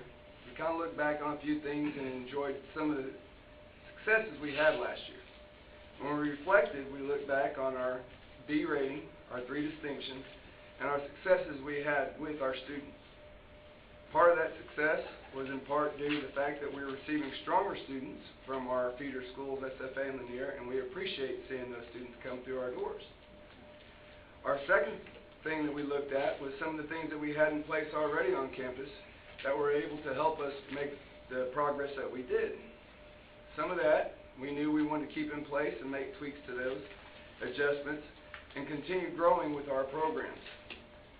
Our first thing we looked at was our enrichment intervention time that we had in place on campus already. We knew that it was providing a great service to our students, and we wanted to increase that time, so we did so by increasing it up to 42 minutes a day, 5 days a week. That allows our teachers that intervention and RTI time every day of the week without holding the kids extra after school. Another adjustment we made was providing more in-class support services for our students who need extra help, our 504 ESL students particularly. Last year we made a lot of progress in the ESL students, and we want to continue that progress by providing additional support through more classes. Next, we as a campus wanted to grow professionally. Our first step was to look at Global PD, as you've already heard, is an online program that provides two big aspects of our profession. One, professional development for all teachers and the autonomy for them to do that on their own. Second, it's a data analysis tool that allows our teachers to break down the data a whole lot faster in a whole lot simpler process with a click of a button. So it speeds up our teachers' time of data disaggregation and analysis of the student needs. Our next step in the professional development piece was we budgeted additional funds to provide our staff with all the professional development they needed, particularly our new teachers and some of our teachers who have not been trained in aspects like RTI, PLC. With that, we included dyslexia and some ESL SPED training too. To help with our goal 2 of the Big 5, we designed a plan to allow our 7th grade non-tested subjects a time and a plan so they could help with our math and reading scores through our RTI PLC time, with our prime time, Our curriculum coaches with Michelle Hernandez and Kristen Piper worked with our ELA math department to provide lessons that target our math and reading students that our history and science teachers do during the day, twice a week, with the certain pull-out students. Sounds kind of crazy, I know. Next, we had to look at our writing scores. Once again, we worked with Kristen Piper in the ELA department and we provided a writing camp since week 2 of school where every 7th grade student, no matter if they were commended last year or in need of improvement, all 7th grade students go through a writing camp 1 day a week. Every week we're adjusting that all the way through. That semester we'll look at that and evaluate where they are in their instruction. Last but not least, thank you to the board and the cabinet for the additional adjustments and support that we've received on campus. Some of those include, but not limited to, our new SRO, our health and safety officer, the additional radios, cameras on campus, and increased camera workstations where our campus has up to 8 that all are viewing at all times, so provide that additional support and protection on our campus. Thank you again for the opportunity, and hope we are giving you what you need for your students. Thank you.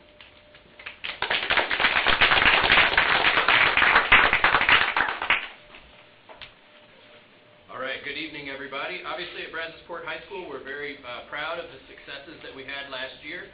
If you look at your dashboard, you'll see that we increased in every end-of-course area, as well as all 3 domains of the state accountability system. I would just like to say, personally, in my 4 years at Brazosport, I just have seen a tremendous transformation in the entire Freeport feeder pattern, and would like to say thank you to the school board for your dedication of resources, both time and effort and financial. You all have made a tremendous difference to the community.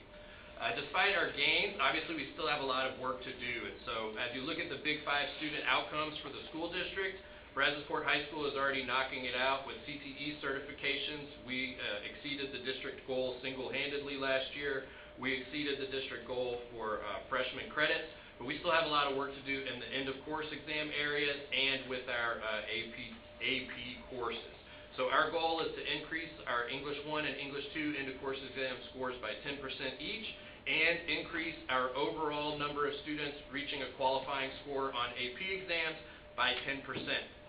In order to achieve that goal, we have a monthly cycle of professional development, meaning that once a month we get all of our teachers together, provide targeted professional development on integrating reading and writing skills in the content areas, very similar to the 7 steps that you've heard the other campuses talking about. We're following that up with group walkthroughs or data collection. We're coming together as a group and debriefing the data that we've collected across campus, sharing that with staff, and actually soliciting feedback from the staff as far as what they think our next steps should be in order to make sure we're on target for our SMART goals. In addition to that, we've integrated a mentoring component for students this year by assigning homeroom classes.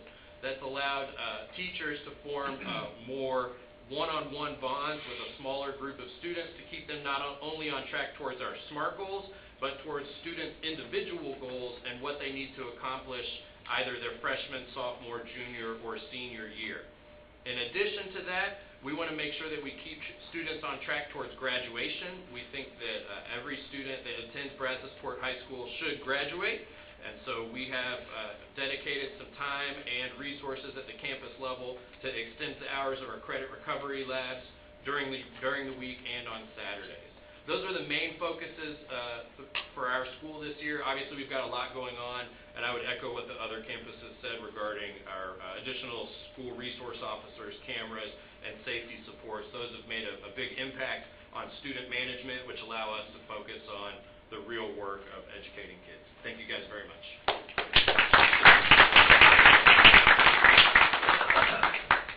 All right, this is a workshop, and we're pulling in our first pit stop. So at this time, our Freeport Jones Creek leaders will be happy to answer any questions about their schools. So don't forget to follow them with their dashboards, and you also have this electronically as well. I think you've got your dashboard and your board update. So, are there any questions of our feeder pattern? Comment? Comment? Yeah, Richard, the campus-wide, I don't know if you clicked on your campus-wide student goals. Yes, sir. That's interesting. It gives something to look at. I think that's a good idea. Thank you very much. And Mr. Redden, somewhere pointed out the goals are a little bit ambitious. We are aware of that, but we want to give This is what the ideal student at Brazosport High School is going to accomplish each year, and then the homeroom teachers mentor, guide, and help students do the best they can to achieve those goals. So thank you. That was a team effort. I will compliment the whole side, everybody that's talked thus far.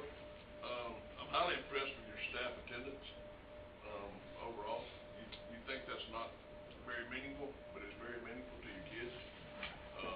You're doing something to get them there, whatever it is. Just do ice cream, peanut butter sandwiches, whatever. Keep doing it. But you can't teach them if they're not there. And you've done a great job. One other thing, real quick. Mr. Brooks, I remember last year when I started looking at this position, you were here and you kind of just stepped into the suit for the first time. Yes. And I want to compliment you highly on what you've done there. Thank you. The Gator Hour, I think that's outstanding. That's an outstanding piece of It's a great staff at Stephen F. Austin, a close-knit family. It's great. And Richard, I guess this goes to you and probably to Rita too, but it's just about impossible to do anything within the school day for extended credit. You have to bring them before school or after school, and they don't like to get up at 6 to come to credit recovery. That's not at the top of their list. So, thank you. Thank you. Anybody else? Mr. Smith, are you having to do any, with all the new schools and new spaces that we have, or is there any additional PD that y'all are doing, how to best use those, or how they can be used, or? Actually, BLK came in right when school started, and they trained my staff on how to effectively use our collaborative spaces and the spaces within the classroom. So we were trained. And I know sometimes we get things said to us that you don't have to say sometimes, but is there really a tangible difference in the extra security in cameras? Is that really a? Yes. That's good to hear. Yes. And I also wanted to know, what year in your career, Claire, did you come up with clarifying? Classic before time. Can I answer that? At least 26 years. Yeah, the 42 minutes? Yes, sir. You expanded to 42. What takes place in that? Is that kind of like what It's Brian said? pretty interactive. Our students are picked by a teacher daily. Every teacher gets a roster, they pick it daily. Average of 10 to 15 students a period. The teacher will pull, maybe even smaller depending on the need of the students. During the day, the students go on their Chromebooks, they pull up their schedule. It varies every day, so today you might be in Miss Clara's class, tomorrow you might be in Mr. Yosta's class. But they have to pull it up daily to look at where they're going to be at lunchtime. Every day, 7th period, they report to those classes. And then any student who was not drafted, let's say they're passing everything, they're making great grade, they're not going to band sectionals, orchestra sectionals, choir, any of our enrichment pieces, they'll be in the study hall with me and a couple other paraprofessionals or administrators. They work on their study island, Alex, any kind of written homework, reading. Everybody's working. We average about 150, 200 kids in there with me while the other students are reading, getting their intervention. It's all the teachers are on a live spreadsheet. It's constantly updating, and our teachers are not allowed. They can't double book a kid, so that's another big part to it. So once you pick them, you have your child that day. And every subject has a day that they have first choice. So if you're a math teacher on Tuesday, it doesn't matter who has the kid, you get choice over it. So it's a very interactive, ongoing process that our students work really well in, our teachers work really well in, and we get it helps us close a lot of gaps because we can do it. They can take a test yesterday. Today they're already getting their intervention piece, and we're not having to keep them after school on bus rides, car rides, so we get it all done during the school day. Mr. Spears? As a Freeport theater pattern, what do y'all see as maybe y'all's biggest challenge in the next couple of years? Does it identify anything as a holistic, systematic struggle that we're having? I mean, because we're getting a lot lot more integrated. As the first year I was on the board, it didn't really seem like we always all talked. And now it seems like we're getting a lot more integrated, so I'm wondering if we identified anything systematically. Our motto at Freeport Intermediate, just get the kids to school and we'll take care of them. So as long as we can get them in the classroom, we're doing good, because we'll make it happen. English and literacy are a persistent weakness. I mean, across the state, that's not unique to Brazosport ISD, but I mean, at Brazosport High School, that's what I still see. And Vocabulary. Yeah. One last comment. I'd like Richard's comment concerning the master teacher thing. That's the master teacher thing. Oh, That's, thank you. That's what we were there for. Hopefully, pass it. We value that. Thank you very much. Any other questions? I had a couple. Ms. Espinoza, Yes. 7, pre-K, full day. How many kids are we talking about? 115, 120.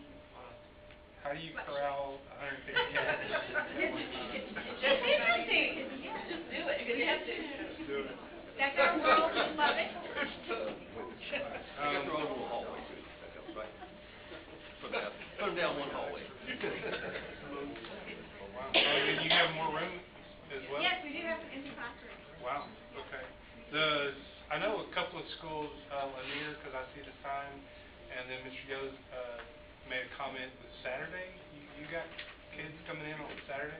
I would have never come in on Saturday. I love it. Are many, how many of y'all have We do Saturday? it before STAR in the spring. We haven't started that yet. They come because Yeah. we feed them, Yeah. and they get prizes. Feed them and you get prizes, whatever. Yes, what it is. They didn't offer me food back then. Jerry mentioned the stipends there at Lanier, so I'm glad to hear that that's working. And I'm really, I hate to say it, but shocked at the added personnel, the police and the cameras is making such a big difference. I mean, I'm glad, but I was not expecting that response. When they don't have crises going on, which is very rare, they're visiting with the kids. Walking around, they go in and out of classes. And I share our officer with Lanier, and he's awesome. But I text him now. I don't call him anymore. We need you, and he's over there. And I don't know how he gets there so fast. But It's a trust thing. yes, It's they're a really trust awesome. and confidence thing. Absolutely. Kids know them. The kids love them. It's great. Hopefully that'll translate into some better adult relationships with our police force. It does help at the car rider line to have them out there. Just saying. That was worth it. Sparrow actually addressed that, about building those relationships with them and then having a good positive influence with an officer is going a long way at the high school level. And Freeport Police Chief, it sounds like he's there quite a bit, helping as well. I'm good. Okay. We will now hear from Dr. Karen Mott from Madge Griffith Elementary, followed by Christy Traylor from T.W. Oz and Tara Fulton from Polk Elementary. Followed by our elementaries, we will hear from Principal Chris Lawson about Clute Intermediate School. All right, Dr. Mott.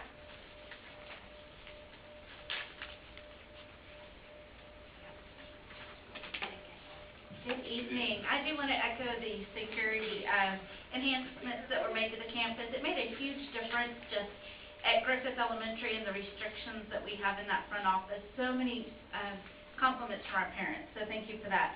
We're also super excited about our marquee and our ability to communicate that way, so thank you so much for those additions to our campus.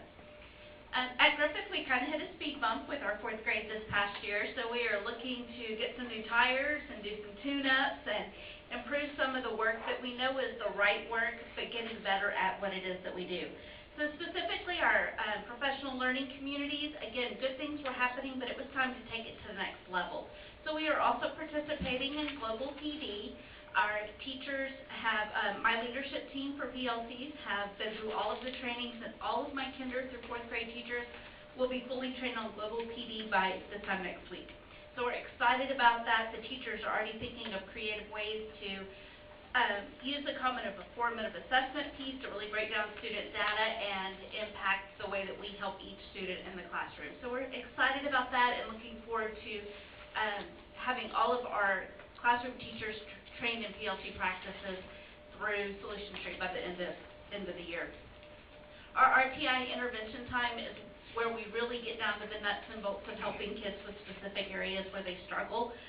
Some enhancements this year. We now have a bilingual reading intervention specialist in our, she's a paraprofessional, but she is getting trained through Region 4 in a very effective program. So that's been a piece that's been missing for us. With about 42% of our students being English language learners, we have needed a very specific bilingual piece of those younger grades. So we're excited to have that coming in.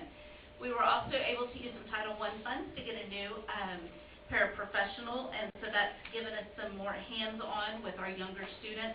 Our little kids learn best when we can get them in smaller groups and sit knee to knee with them. So having that extra support is absolutely critical. We're trying a new first grade intervention model. We've divided our 100 kids into 11 groups each morning and bringing in some support there, and we're seeing great success with that and hoping to duplicate that at other grade levels as we go along. And I do have 8 attending the Solution Street Conference in January. It's my 5 PLC leaders in addition to our interventionists and our assistant principal. We have done some regrouping with our 4th grade schedule. Again, that was a speed bump for us last year. And while it is a different group of kiddos, we want to make sure that we're doing everything we can to have them prepared. So I do not have my general ed teachers are only teaching 1-star subjects. It's allowed them to really focus in on the specifics of the reading or the writing or the math rather than having the pressure of all of those tests. And we have some additional hands-on in our 4th grade bilingual class.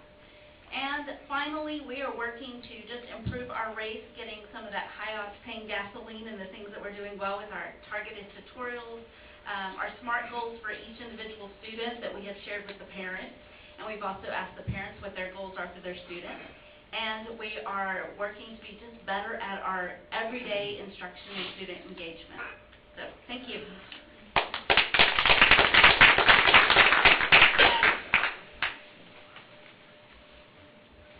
Hello. How are y'all this evening? I stand before you very excited and very encouraged this year on some of the new things that we're doing at T.W. Ogg Elementary. First thing we started off at the end of the year last year was the moving and shaking of personnel. I don't think we have any grade level on our campus that has the same teachers that returned on that same grade level. Our entire 4th grade team is new. I moved 1st grade teachers up, 2nd grade teachers up. They were nervous, they were not happy with me, but after the first round of CBAs, we're starting to see a difference. And so I told them, see, it wasn't so bad after all. We did start teaming in 3rd and 4th grade. In 3rd grade, we have 3 academic teams, 2 regular and 1 bilingual. And then in 4th grade, we have a 2-teacher team and we have a 3-teacher team. We started a 4th grade model classroom, and that is our 3-teacher team. It encompasses part non-bilingual, and then our bilingual students as well. So we have 2 ELA teachers. They teach ELA and social studies, and 1 teaching our bilingual teachers. Teacher teaches all the math and science, and so our bilingual and our non-bilingual students are all mixed together, and they are immersed in English in the ELA classroom. We were also able to add some additional support paraprofessionals to help out with our intervention time, pull small group reading groups to help with that early literacy. We're continuing or refining to work on our common formative assessment, looking at our guided reading, our phonics, and continuing our writing focus, as well as focusing on our results and having those in-depth data discussions. At TW Ogg, we believe in every student, every day, and we continue to be a place where great things happen. Thank you.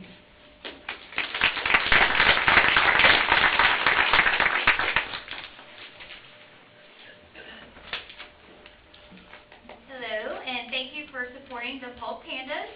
As always, we are reflecting on last year, and we are celebrating our distinction. We're celebrating the progress we made in reading and math.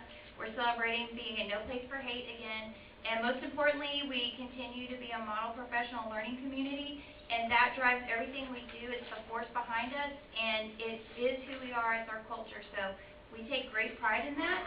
And so this year, what's new is we've gone up 70 students since this time last year, and that's a lot. And we've added 3 classrooms, including a 4th grade bilingual class, and so that's allowed us to have a pre-K through 4th grade bilingual program at Polk.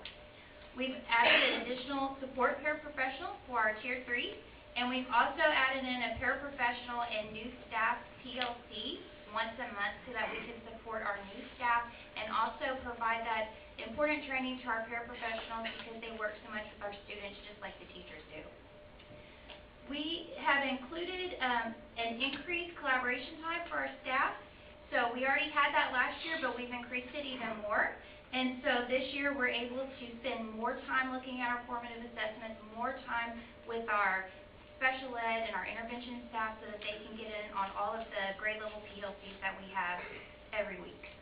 So what we're going to continue, we're continuing our global PD that we started last year, and we're very happy that other campuses have joined us because we're able to collaborate with them. Also, we are continuing our goal of having 100% of our staff trained in PLC at work and RTI at work. So we're sending more teams of teachers to those trainings this year. We're continuing our embedded 1-hour block that we call Panda Time. And this is when we provide the intervention to our students. We provide our special ed intervention, our ESL intervention, and we also provide extension during that time. We do know that we need to progress in our early literacy and in our writing according to our data. So we are using our vertical PLC time to really hone in on our writing plan and our reading plan to make sure that we're targeting that. So this year we're saying skill by skill, student by student every day. We're tracking our learning, we're tracking our essential skills, we're providing the kids the additional time and support that they need. We know where our kids are, so we're collectively monitoring them and collectively providing that intervention that they need as a team so that we can ensure our kids are learning at high levels. Thank you.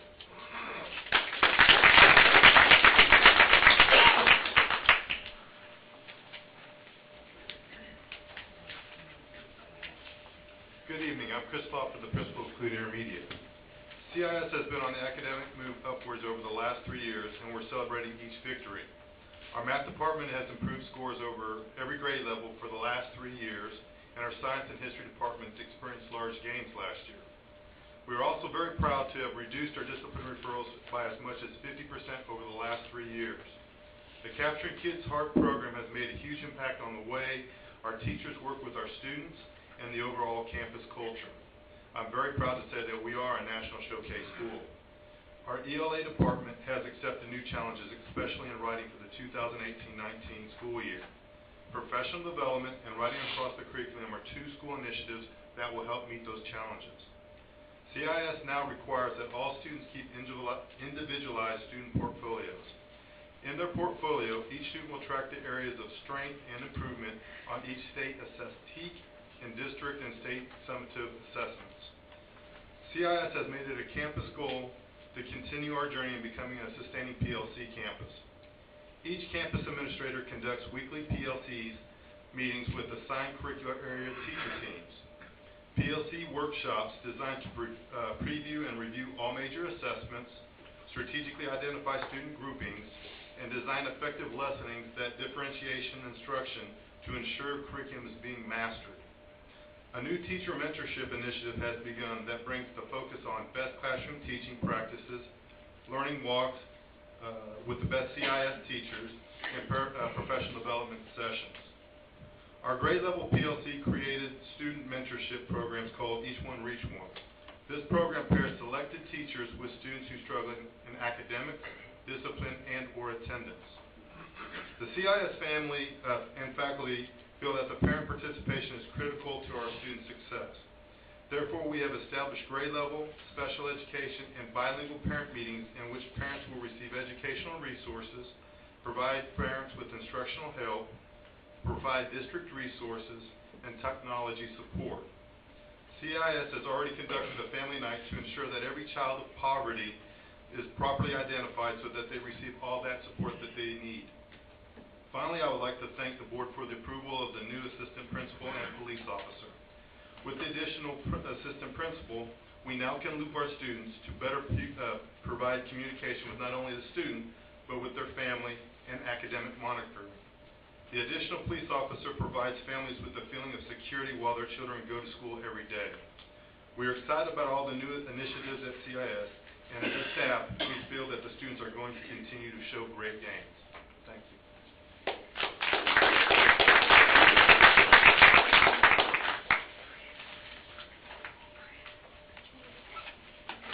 All right, we're now ready for another stop to provide you with an opportunity to ask this feeder pattern any clarifying questions or want to reflect on their presentation.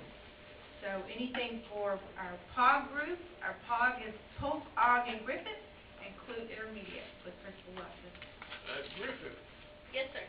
how do you intervene 111 3-foot cats? First thing in the morning, that would seem to me would be a difficult task.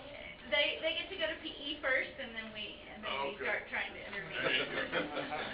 Smarter than the average man. Yeah. Mr. a couple of quick questions. Who all has model classrooms now? Just two?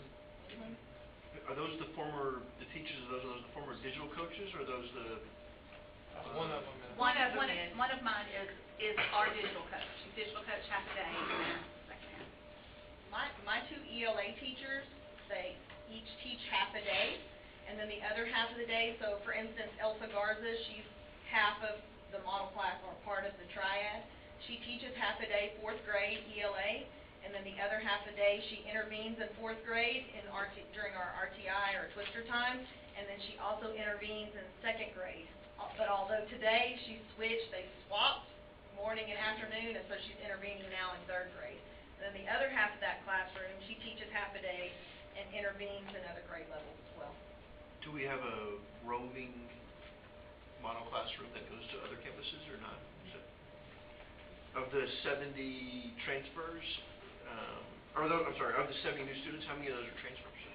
Not many. Not many. They're all ours.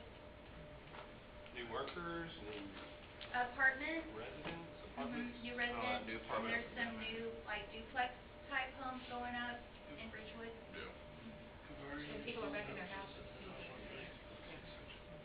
Are we having any issues with teachers buying into the whole RTI and PLC timing and additional all that? Everybody's.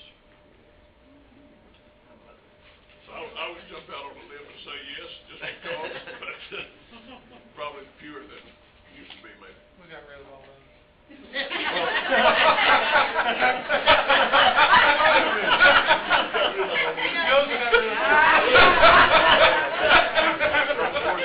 How do you say that? That was actually my second question. Hey, this is your floor. Well, and I would say with our leadership, they have How you created present such it, a right? campus culture that if you're not a part of that, then you really don't belong. And so it makes it hard to be the only one that doesn't belong. So it's no longer popular to be oppositional. We now deem working in isolation as a daunting malpractice. And so if you're going to be in BISD and you're going to operate with best practices and research-based strategies, then that's the kind of culture that our principals, and not just the month of October, but every month, that's the kind of culture that I'm so proud that they create.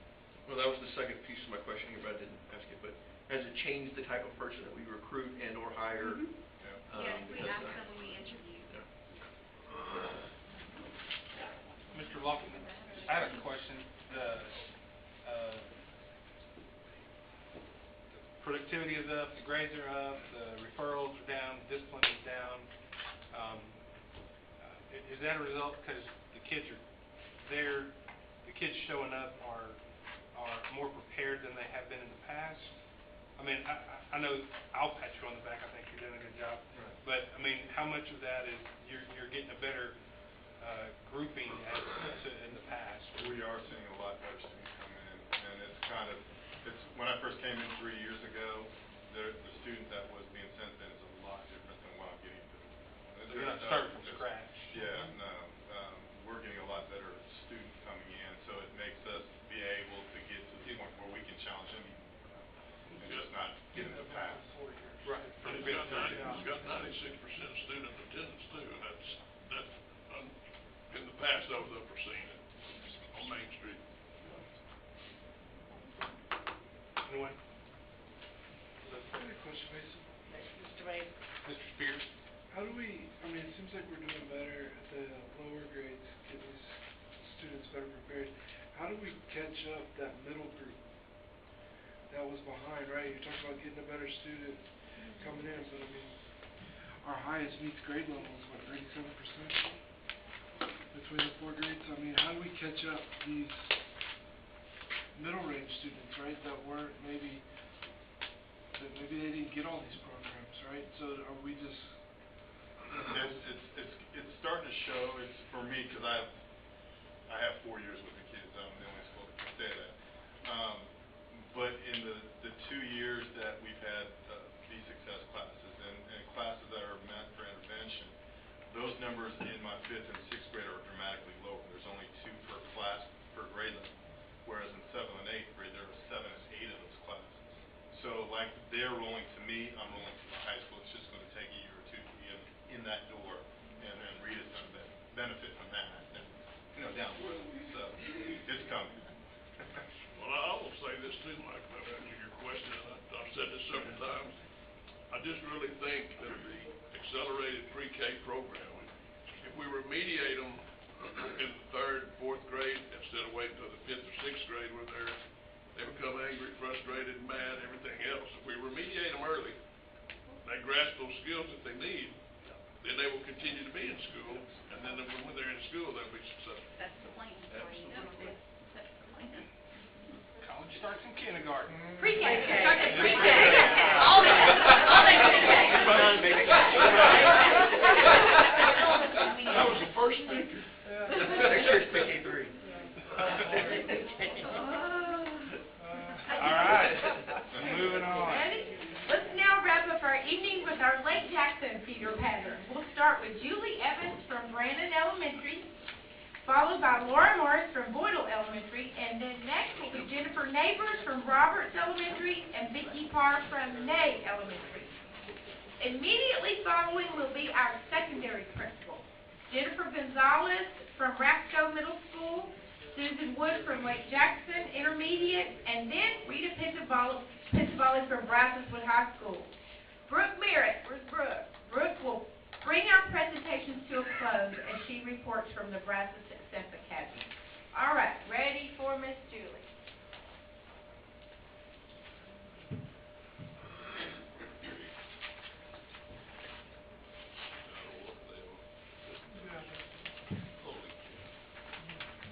Good evening. I am overwhelmingly proud of the Brandon students and the teachers for receiving the 5 TEA distinctions this year.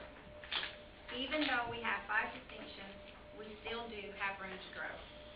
At Brandon, we will continue with our current practices, but this year we are really, I can't say really enough, need to focus on our 4th grade students. They need to show growth, and that's going to be difficult because this group of 3rd graders came from a very high percentage, and we've got to maintain or exceed that percentage this year.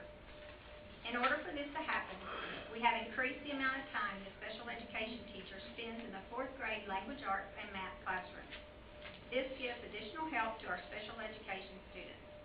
We've also increased the time for the ESL teacher to be into the 4th grade classrooms to offer assistance to our ESL population.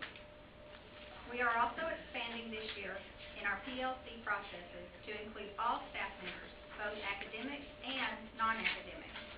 They will provide input on special students of concern during the grade level PLC process. We're very excited to have the opportunity to send a team of teachers to the PLC conference this year, and we look forward to acquiring new ideas and create success for all of our students. Thank you.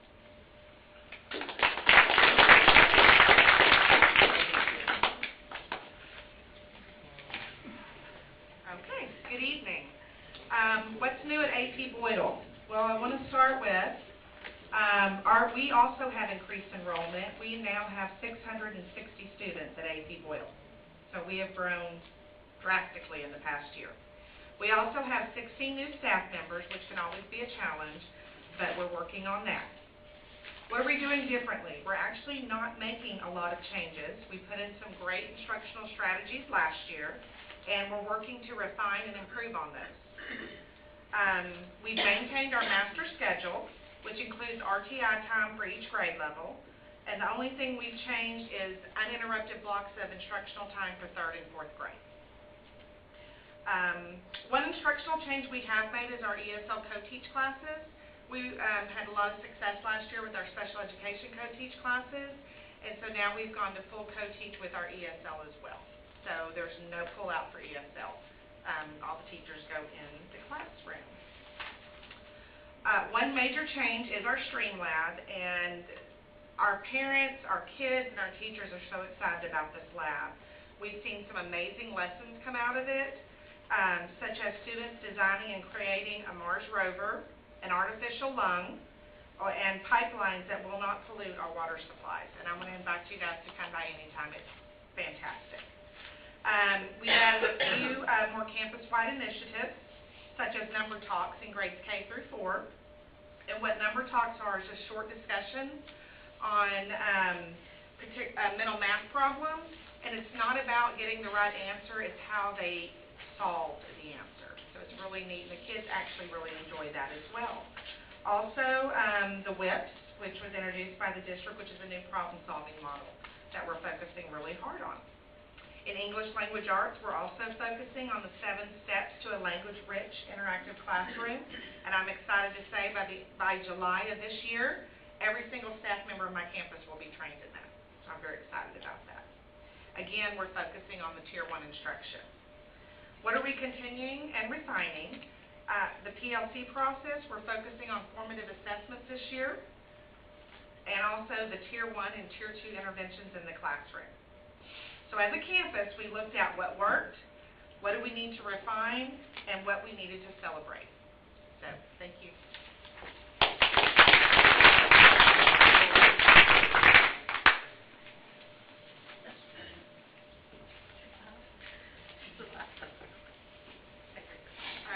Good evening. First, I'd like to thank the board and the district for their commitment to student safety. Roberts has a new vestibule that was installed, and while there's still elements being completed, it's put parents at ease. They don't have that easy access. They can't just go straight into our cathegematorium. We've had a great start to our school year and plan to continue the momentum of high levels of learning. We've added some quality staff members to our team, and we've made some grade level shifts.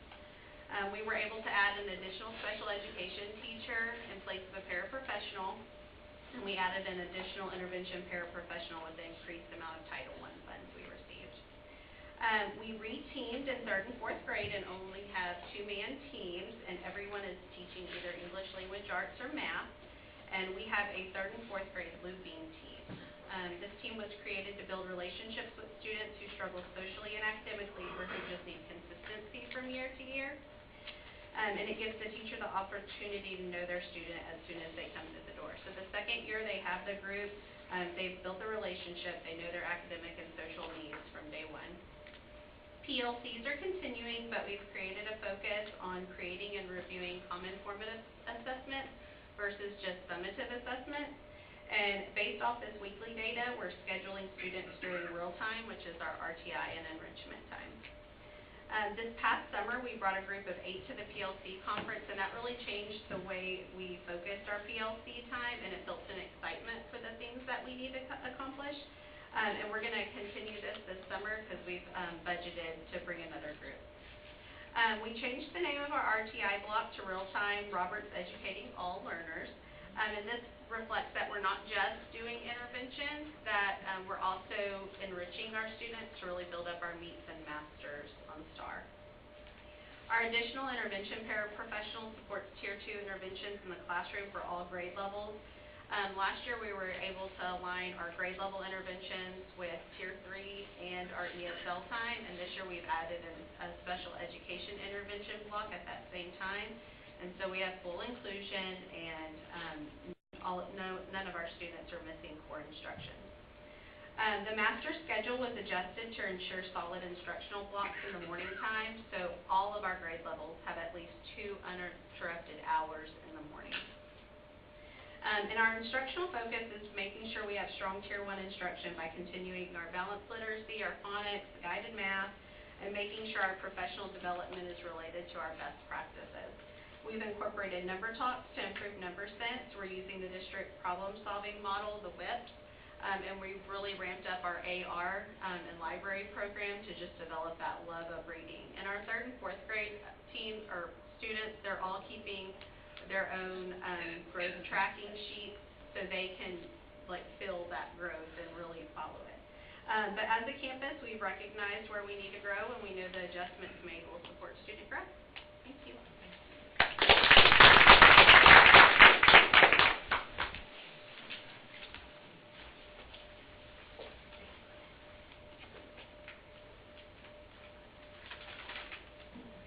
Good evening. Thank you for allowing me to speak with you about Elizabeth Ney.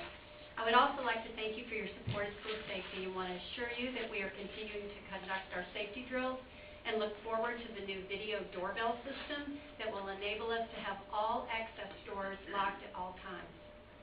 Our staff has remained stable at Ney Elementary. We only had to hire 3 teaching positions, a music teacher, a librarian, and an interventionist. The interventionist position, we decided to come back with 2 paraprofessionals that have allowed us to serve more students, but also provide in-class support. The other 2 teaching positions, we were very fortunate to hire 2 very qualified candidates. You've had the opportunity to look at Ney's data, and I assure you that we've begun our process of improving student performance, specifically in the area of student growth for all students. We continue to have an effective RTI process where students are quickly identified, placed into an intervention, and regularly progress monitored. We have maintained a master schedule to support intervention, professional learning community collaboration, team planning, and uninterrupted instructional blocks for ELA and math. This year, to strengthen our PLC process, we are looking closely at formative assessments and also particularly at question number 4, what do we do when our students already know it? We are sending a large group of Ney staff to the July PLC conference that have already greatly improved our use of weekly assessment data to evaluate mastery, plan instruction, plan intervention, but also to plan enrichment. We are sending our team leaders and the interventionists to the RTI conference in Houston in January to enhance the interventions that we currently implement to support our most struggling learners, but also to increase the effectiveness of RTI time for those students that are on and above grade level. To strengthen student performance in reading, writing, and math, we are looking at our data more closely to make sure that our response is immediate and targeted to ensure our student achievement goals are met. We have revisited our Ney promises, our non-negotiables, increasing the level of monitoring and support to ensure consistent and effective implementation of our identified best practices. We have teamed with the district content coordinators to plan and monitor both interventions and enrichments to ensure we are providing a multi-tiered approach to instruction. So far, we've had planning days with both 3rd and 4th grade ELA and math teachers.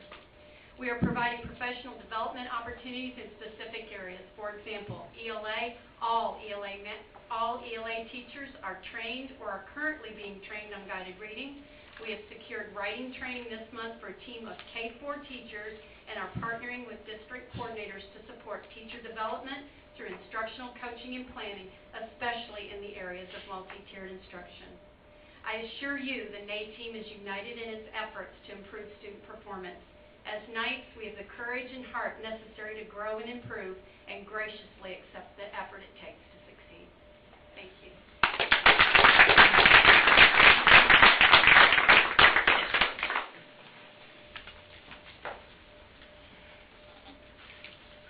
Good evening. To open this evening, I would love to share with each of you about some of the great things going on at Rasco. To start off this year and to continue our mission to fully live our campus motto, teach the mind, touch the heart, our staff was trained in a Capturing Kids' Hearts process this summer. This has served as a great avenue for staff and students alike to get to know one another and build a relational capacity, and we're already seeing a positive impact on our campus. Speaking of a positive impact, this year, our campus administrative team has 3 out of 5 new members, including an assistant principal and 2 counselors. Each of our new team members has brought a renewed life to our team, and they each fulfill a vital need for our campus. For example, in an effort to increase male mentors for our students, our counselors and assistant principal have revitalized our mentoring program through such groups as Lift Up, utilizing the Brazosville High School PALS, and our Watchdog program. All of their work serves in our mission to provide caring and supportive role models for our students, and also to increase our students' confidence in themselves and in school. Another great addition this year has been our new campus officer, Officer Wright. He has been involved in various campus events and presentations, as well as being very visible on our campus. Actually, in a recent student survey, our students stated they felt even safer at school knowing they had an officer around. At this time, I would like to transition into what we are doing differently this year at RASCO. One of our main focuses at RASCO is to ensure that our students are performing above the state standard in all subjects. To begin this year's journey, we really examined how we are serving all students and focusing on student progress by teaching to the mind. 1, our teachers looked at how we are actually implementing and focusing on our PLCs during our weekly meetings by looking at our common and formative assessments, looking at our essential outcomes, Tier 1 instruction, and our interventions. Our teachers are also working very closely in tracking student data and making sure that we are having individualized instruction and interventions provided during class as well as our Rocket Hour time. Our teachers are also working with students to set goals and monitor how they perform on each team. And last, our teachers continue to receive training in areas such as the 7 steps to a language-rich interactive classroom, response to intervention, and PLCs. We'll actually be sending up to 10 more teachers to the PLC Institute next summer, and we have 8 teachers that have been trained in the RTI process this school year as well to continue to provide further support.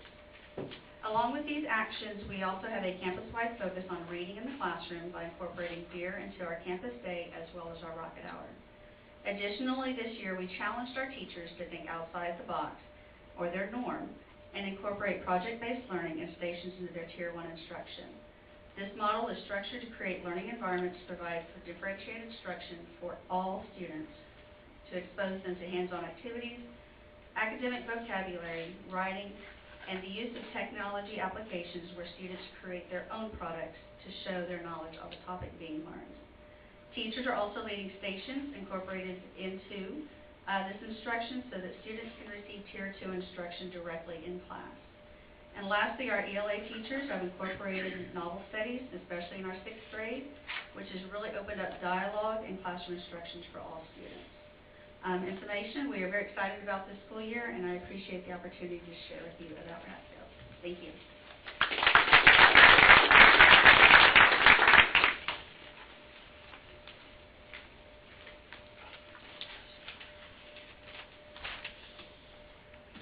Good afternoon, good evening.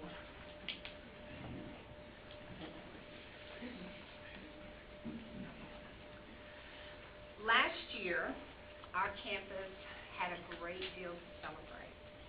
LJI received a TEA distinction in student progress. Students are doing well and great things are happening at Lake Jackson. The beginning of this year, we met with our leadership team, our teacher teams, and we identified some areas that we really needed to focus. As we began to look at our end of the year results, reading, writing, math, for both grades, did well, and of course we celebrated again. However, we did realize that the 8th grade history and science scores took a little bit of a dip, and we began to put some things in place to raise those scores. We have aligned our goals and our efforts with our district's Goal 2 to continue to grow and add value to all of our students. One of the first things that we did is we had a tech parent night where we invited our students' parents to the school to train them on the different technologies and the apps that the teachers and the students use in the classroom, so they'll have a better knowledge of that. We also made a few adjustments and tweaks to our master schedule to make it a little more fluid in order to meet the needs of our Tier 2 and our Tier 3 students. We put together a targeted PD that was identified through the needs of our students, for our teachers, and again, we continue to focus on strong Tier 1 instruction. We are increasing our walkthroughs in our classrooms.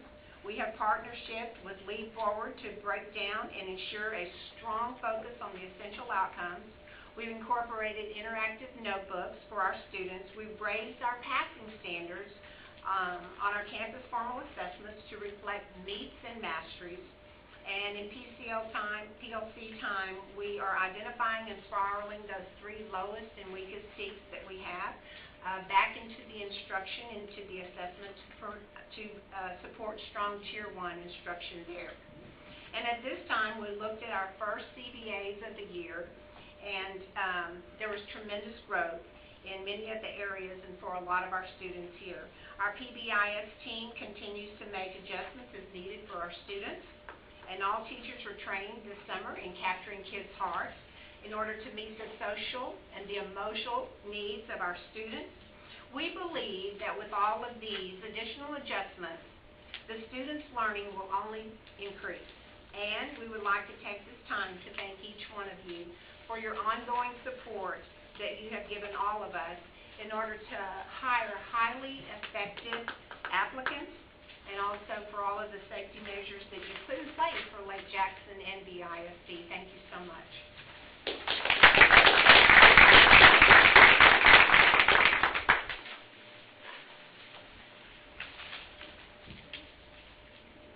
Good evening.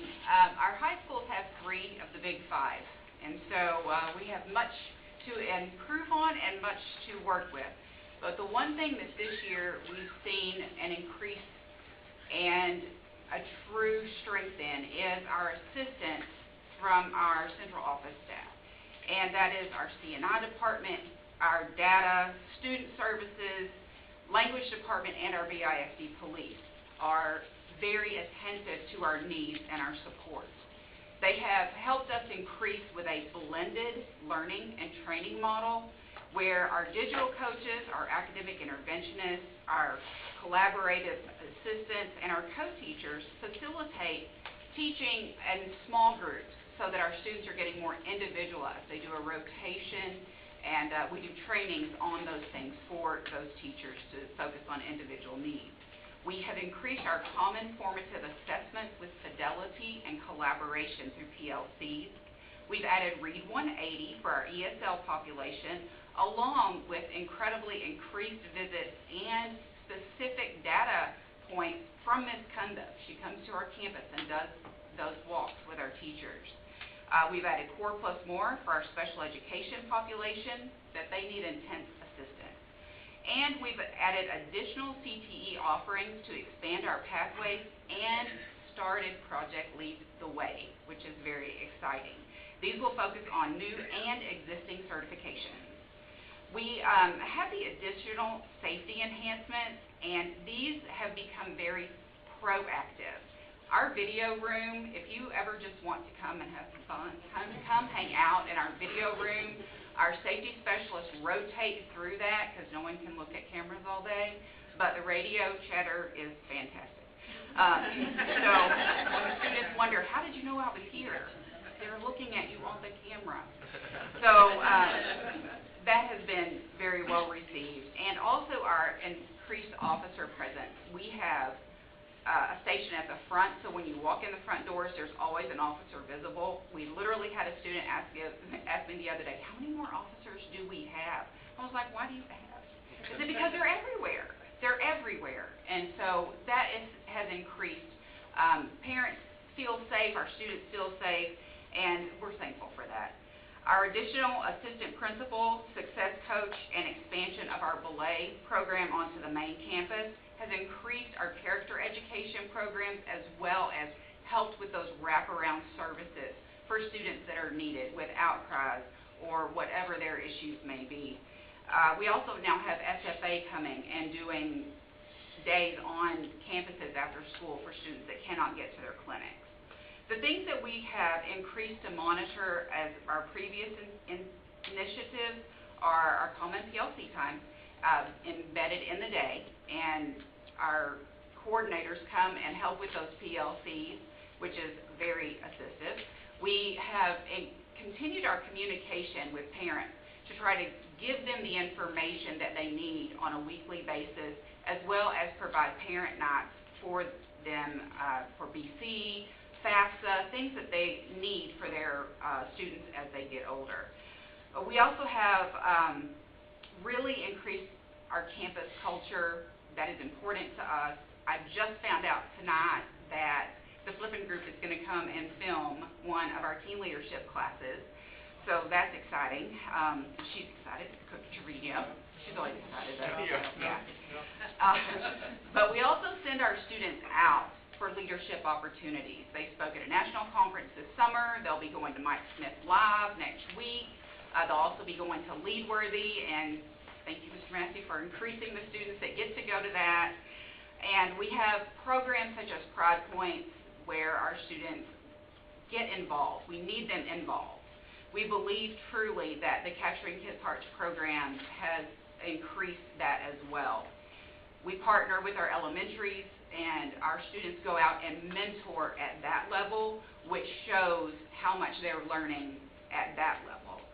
We really believe that if our students feel connected to the campus and to an adult on that campus, that the attendance will increase, and the more they're there, the more they learn, and that will show an increase in our scores and our overall production of our society.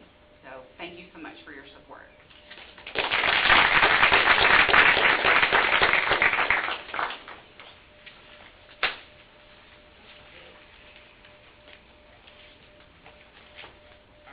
So good evening.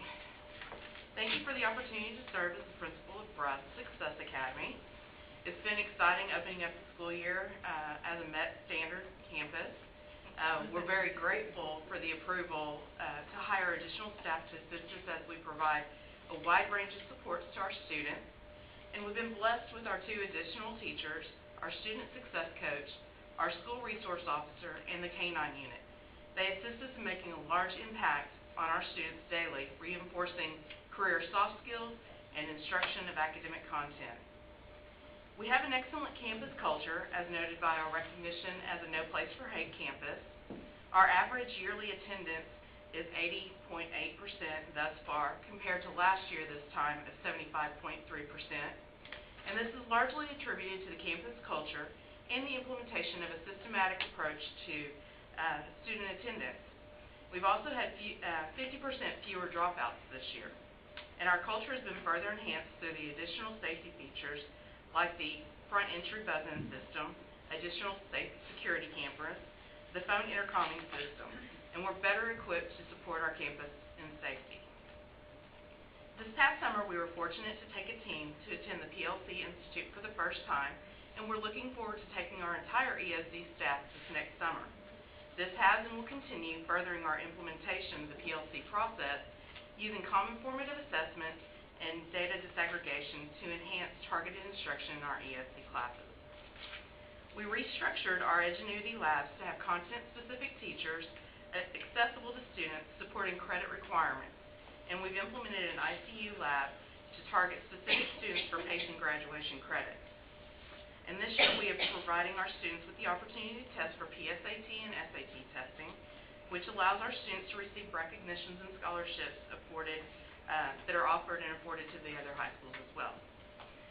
One thing I'm extremely excited about this year is we're hosting training camps every 3rd Friday using a symposium-style session.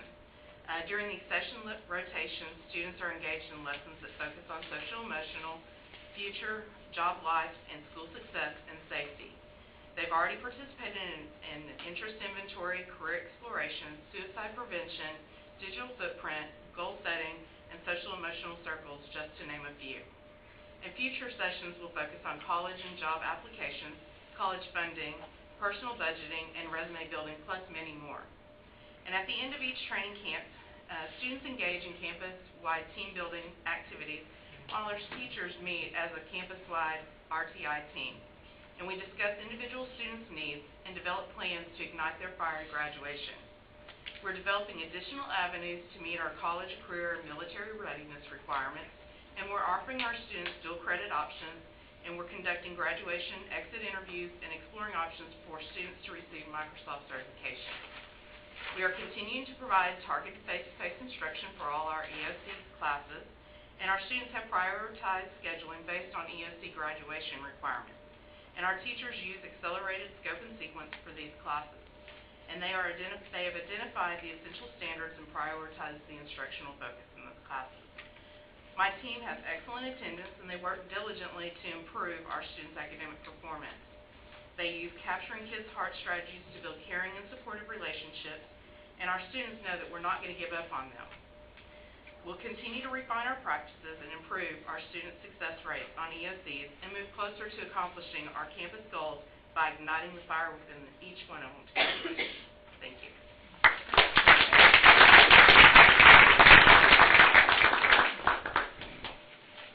All right, thank you, Brooke. Now, do we have any comments to make to our Lake Jackson feeder pattern? Questions?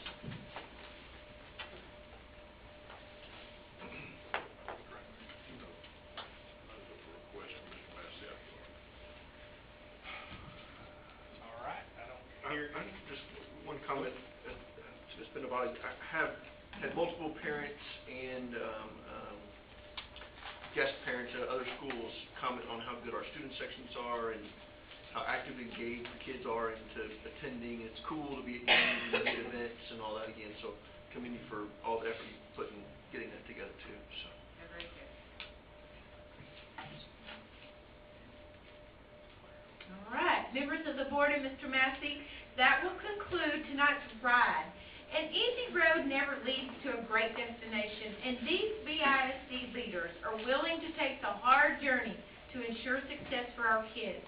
We are confident that we are on track in our quest for excellence for both staff and students, and we're all willing to go the extra mile to ensure academic excellence. We'll keep going at high speed, and we'll look for every opportunity to make an impact by leading with heart.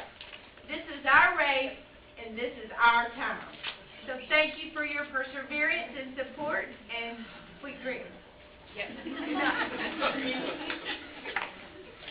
All right. That concludes our workshop. We don't have anything for executive session.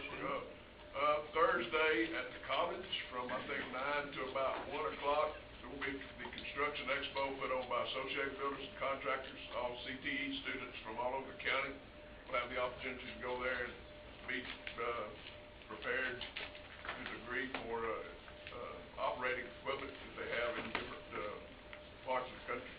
So if you have an opportunity to get out there and want to sneak out the back door or something, it'd be a great thing to see. It's a big thing, very good thing. And Jesse's high into this program too, so I know that I know the other person in charge too. All